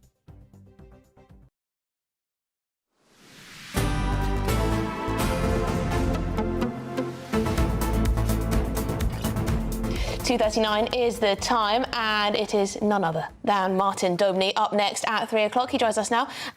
Martin, what is coming up? Fantastic show today, fellas. Look, today was the day when the Tories officially threw in the towel. They've given up. Supermajority, they're now weighing up how bad the end game is going to be for them. And an astonishing revelation, Dame Andrea Jenkins camps in today. Guess who she's got on her general election leaflet? Is it Rishi? Is it Boris? No, it's Nigel Farage. And no mention at all of the Conservative brand anywhere. Now, she's out campaigning today. We'll have to wait till tomorrow to get her on the show. Is this the beginning of a non-aggression pact between Reform and the Tories that many sensible people on the political right would like to see? Also, an astonishing 58% of voters have no faith of any politicians in any party, and 2016 Leave voters are the most pessimistic of all. And who can blame them? The report's author, Sir John Curtis, on the show. And finally, an absurd new report is claiming that we should sacrifice British firms having after-work drinks on a Friday because it's not inclusive of Muslims. Well, I'll be speaking to a guy who thinks they should put a cork in it. That's all come in between 3 and 6 p.m. Can't Muslims just get, you know, like a zero-alcohol beer? Like, is that beyond the realms of possibility? There's some really lovely zero-alcohol beers now. Well, Martin, it looks like a fantastic show, and I'm particularly interested to hear what Sir John Curtis has to say and what the technical definition of a supermajority actually is. Yeah, I mean, there's other things you could do. You could go for a walk. You could have a coffee after work. You could go to pottery classes. I think not everything has to be at the pub. Yeah, but it's quite fun at the pub, isn't it? No comment. You just don't have to drink alcohol at a pub. No, Pubs you do don't. lots of You can things. have a Diet Coke. Yes, you can indeed. Earlier, or a Coke, full sugar Coke. Earlier, we debated whether it's ever... Pepsi also available. Pepsi also available, and other brands. Earlier, we debated whether it's ever OK to date a colleague. This is following BP's tighter rules on workplace relationships. Well, we heard from Lucy Beresford, who thinks it's totally fine. The reason why the majority of people meet within the workplace is because that's when you're thrown together for extended periods of time, and people can see you in a 360-degree way. You're not just going on a date with these people, they're seeing what you're like. But Bobby Seagull disagrees. He thinks it's problematic. You get into sort of personal, again, people have personal relationships, but if you get into intimate relationships, it changes the work dynamic. And I think what this impacts, not just the two people there, because again, there could be accusations of favoritism, bias, but also it impacts other people around you. Well, we're going to turn now to an expert. Joining us is HR Director and Employment Lawyer Amanda Lennon. And Amanda, I actually found myself being swayed when we had this debate. Whenever either one of our panellists spoke, they made good and important points. Where is the right place to stand on all of this? Well, I think it is a grey area, which is why you can see the benefits of both sides of the argument. The issue, though, is that because it's not clear-cut, you have to be sensitive to both the company's needs, wanting to prevent a conflict of interest, which was the issue with Bernard Looney at BP, and also respecting the individual employee's right to a private life. That right is enshrined in European law. So when you're writing any policy like this, you have to take those matters into account. And I have no issue in principle with relationships at work. And indeed, the BP policy, which has now been tightened, previously it said that if you were dating somebody at work and you deemed there to be a conflict of interest, you had to inform your superiors. Now they've tightened the rules to say that if you're involved with anyone at work and in the past 3 years, you have to disclose that to your bosses. And therefore, it's down to the company to decide if there's a conflict of interest. That's quite a lot of control, isn't it, over people who are working in the company. It's a difficult one because a lot of people, when they talk about this, say, well, if they're in a more senior position than you, then that throws up different issues that potentially you could be taken advantage of if you're a junior colleague as opposed to a senior one. I mean, is that really true? I mean, people are always going to date a higher position or a lower position than them? I think the reality is that plenty of people meet their significant other at work, but I think the issue does become more serious the higher up you get in the organisation, because as a leader, you're supposed to be role modelling behaviours, demonstrating integrity and trust. And I think if you are in a situation where you've got an employee dating their manager, as one of your previous commentators said, it's not just the impact on that couple, it's also the perceptions of those around them. Is the boss treating that employee that they're dating more favourably than others? It also, I think, risks generating a culture where people don't feel they can openly talk. And that affects the team dynamic and team spirit, because they're worried that whatever they say will get back to their boss through the person that they're dating.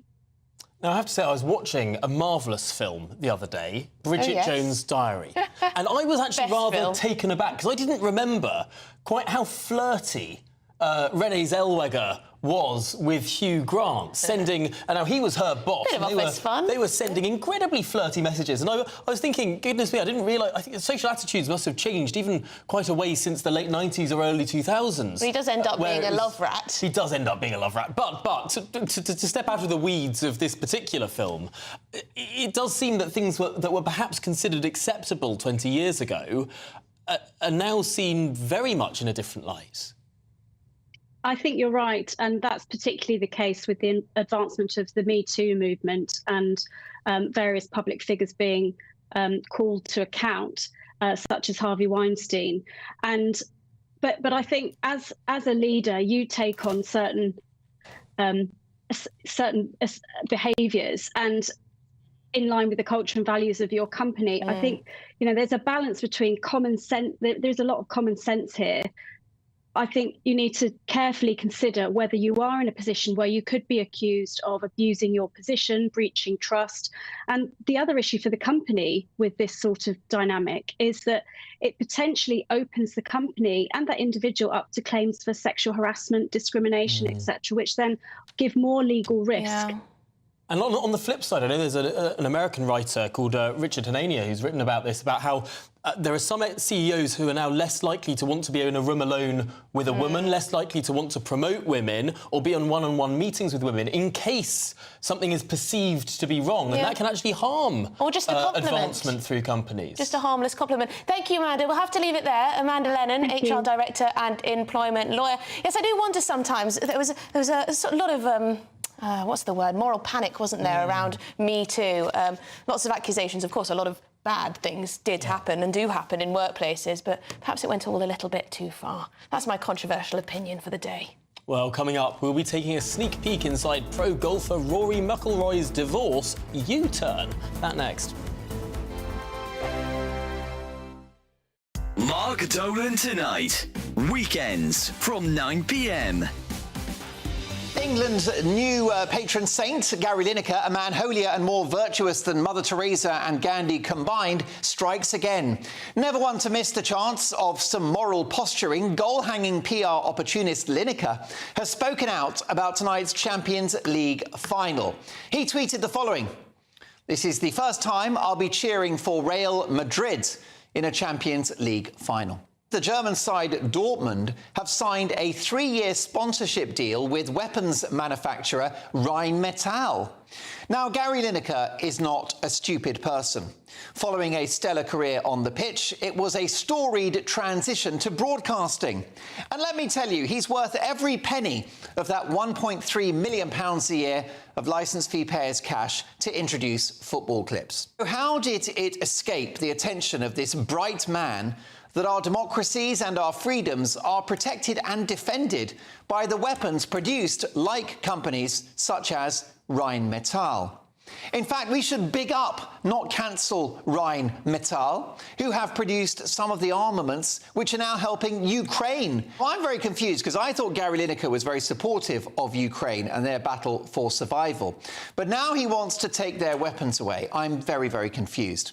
After all, they're going to need weapons with which to defend themselves. They can't fight by sending off tweets like Gary does. Now, many people love Gary Lineker. He has over 8 million followers on Twitter. This idol of the progressive left battled HMRC in court to reduce his tax bill by almost £5 million. This latest Lineker rant about war is weapons-grade nonsense. Sorry, Gary, but you're firing blanks. The People's Channel. Hello there, I'm Eamon Holmes. Thank you for joining us on GB News, Britain's news channel. Join me, Nana Akwe, for an informative, interactive news programme with a difference. It's fun. It's true. You're not wrong. No one will be cancelled. Lovely. Join me from 3 p.m. every weekend, only on GB News, Britain's news channel. I'm Mark Dolan, and this is GB News, the People's Channel, Britain's news channel. If you want your news to be straight talking... This is a nightmare for the Conservatives again. Down to earth. It's not just Nottingham where this is happening, is it? And most importantly, honest. Hard-working, middle-class taxpayers, they'll get their book thrown at them. Then catch me, Martin Daubney, Monday to Friday, 3 till 6 p.m. on GB News, Britain's news channel.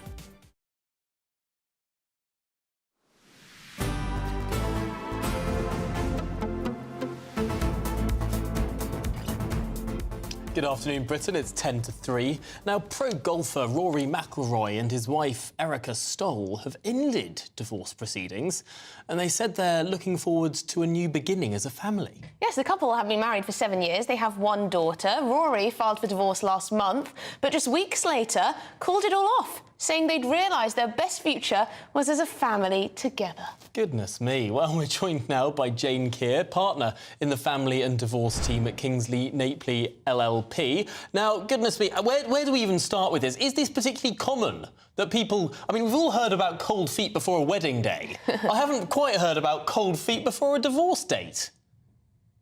Well, from the lawyer's perspective, it's probably a lot more common than we ever hear about, because by the time people come to us, they've generally made the decision that they want to divorce.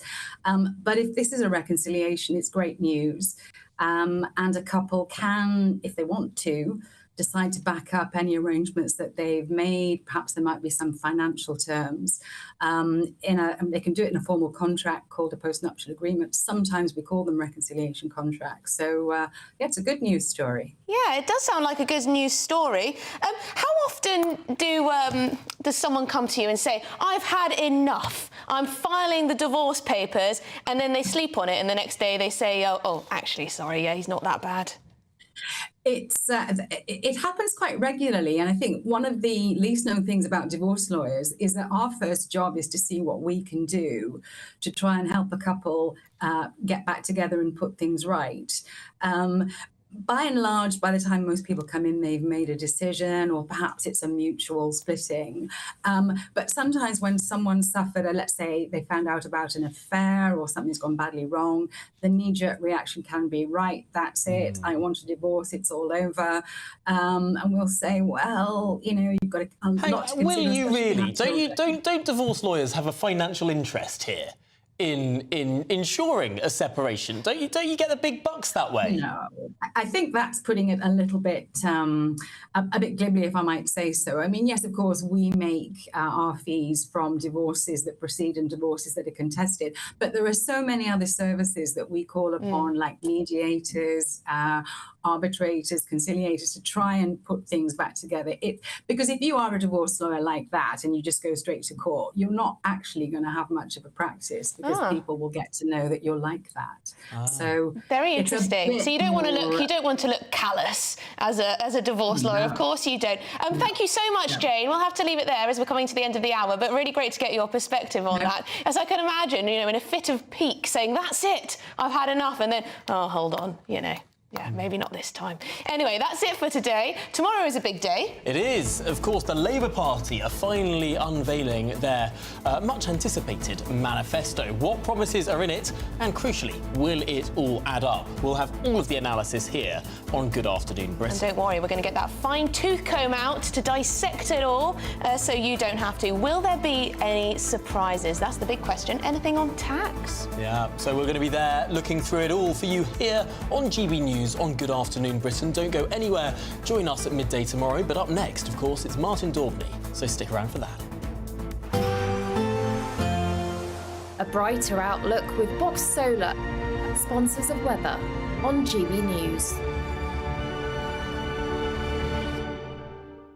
Welcome to your latest weather update from the Met Office here on GB News. For many, it's a good-looking day out there. It's not particularly warm, although with a bit less of a breeze. It does feel a bit warmer, at least, than yesterday. Less windy because the isobars are opening up. High pressure is moving in, but out in the Atlantic, there is plenty of wet weather. That's for tomorrow.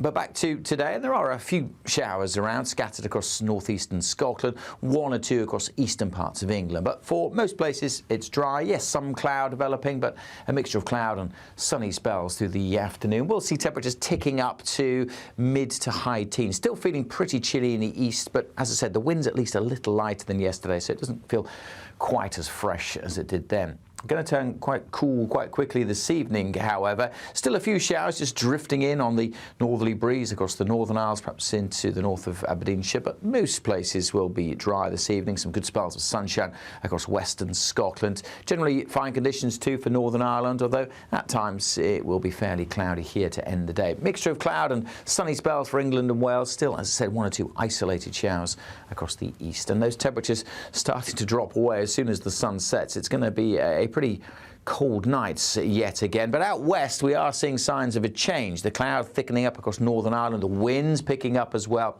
and rain trickling into Northern Ireland by the end of the night. For most, though, it's a dry night and a clear night, and it will be turning quite cold. Temperatures down into single figures in most towns and cities. Rural spots, well, only 3 or 4 degrees for some, and there will be some ground frost in a few locations. Not for Northern Ireland, though, because the cloud and the rain moves in here. Wet starts tomorrow. That rain spreading into most of Wales, southwest England, southwest Scotland by lunchtime, and then into the Midlands and through the central belt by the end of the day. Much of eastern England will be dry, just clouding over until later on when the rain arrives, and it gets very windy around western coasts, particularly in the afternoon.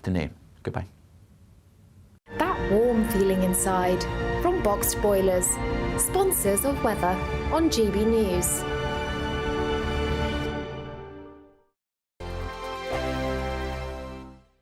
We're making this summer funner with 3 incredible prizes to be won. First, a fantastic £15,000 in tax-free cash that you can spend on anything you like. Next, there's the latest iPhone 15 with a brand new set of Apple AirPods. And finally, £500 to spend at the UK attraction of your choice. The summer fun could be on us. For another chance to win the iPhone, treats and £15,000 cash, text prize to 63232. Text costs £2 plus 1 standard network rate message. Or post your name and number to GB06 PO Box 8690 Derby DE1 9TT. UK only. Entrance must be 18 or over. Lines close at 5 p.m. on the 28th of June. Full terms and privacy notice at gbnews.com/win. Please check the closing time if listening or watching on demand. Good luck.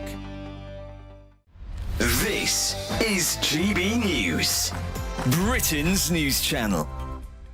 In places like News Corp, right, an organisation I know reasonably well, when that poor guy died in America, George Floyd, you're talking about? Yes, they had a 9-minute silence for him, right?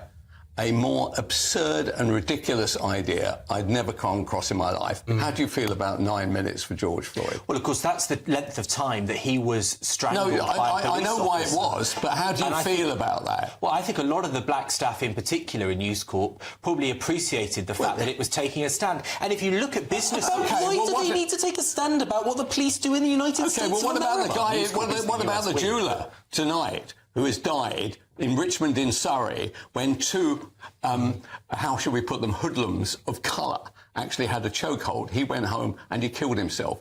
There are lots of things going on in our world, as you well know, which are very upsetting. Okay. And if we're going to stop every time that somebody dies in unfortunate circumstances, we'll never get any work done. Well, Stella, a final word to you. I think sometimes, yes, equality and diversity can be a waste of money when it goes to things that are not necessary for the function of the organisation. But when just last year you had Birmingham Council being pushed into bankruptcy because they were found out to not have given women equal wages, then because they paid men more than they paid cooks. But then you can see Ben's point that if they had someone who was looking appropriately in equality and diversity and the actual practical policy implications of what they were doing, then maybe you wouldn't have this situation. You wouldn't have this legal liability. That's what Ben is saying. This is a multi-million pounds organisation. Like, it needs to have someone looking seriously and taking responsibility for these decisions. The People's Channel.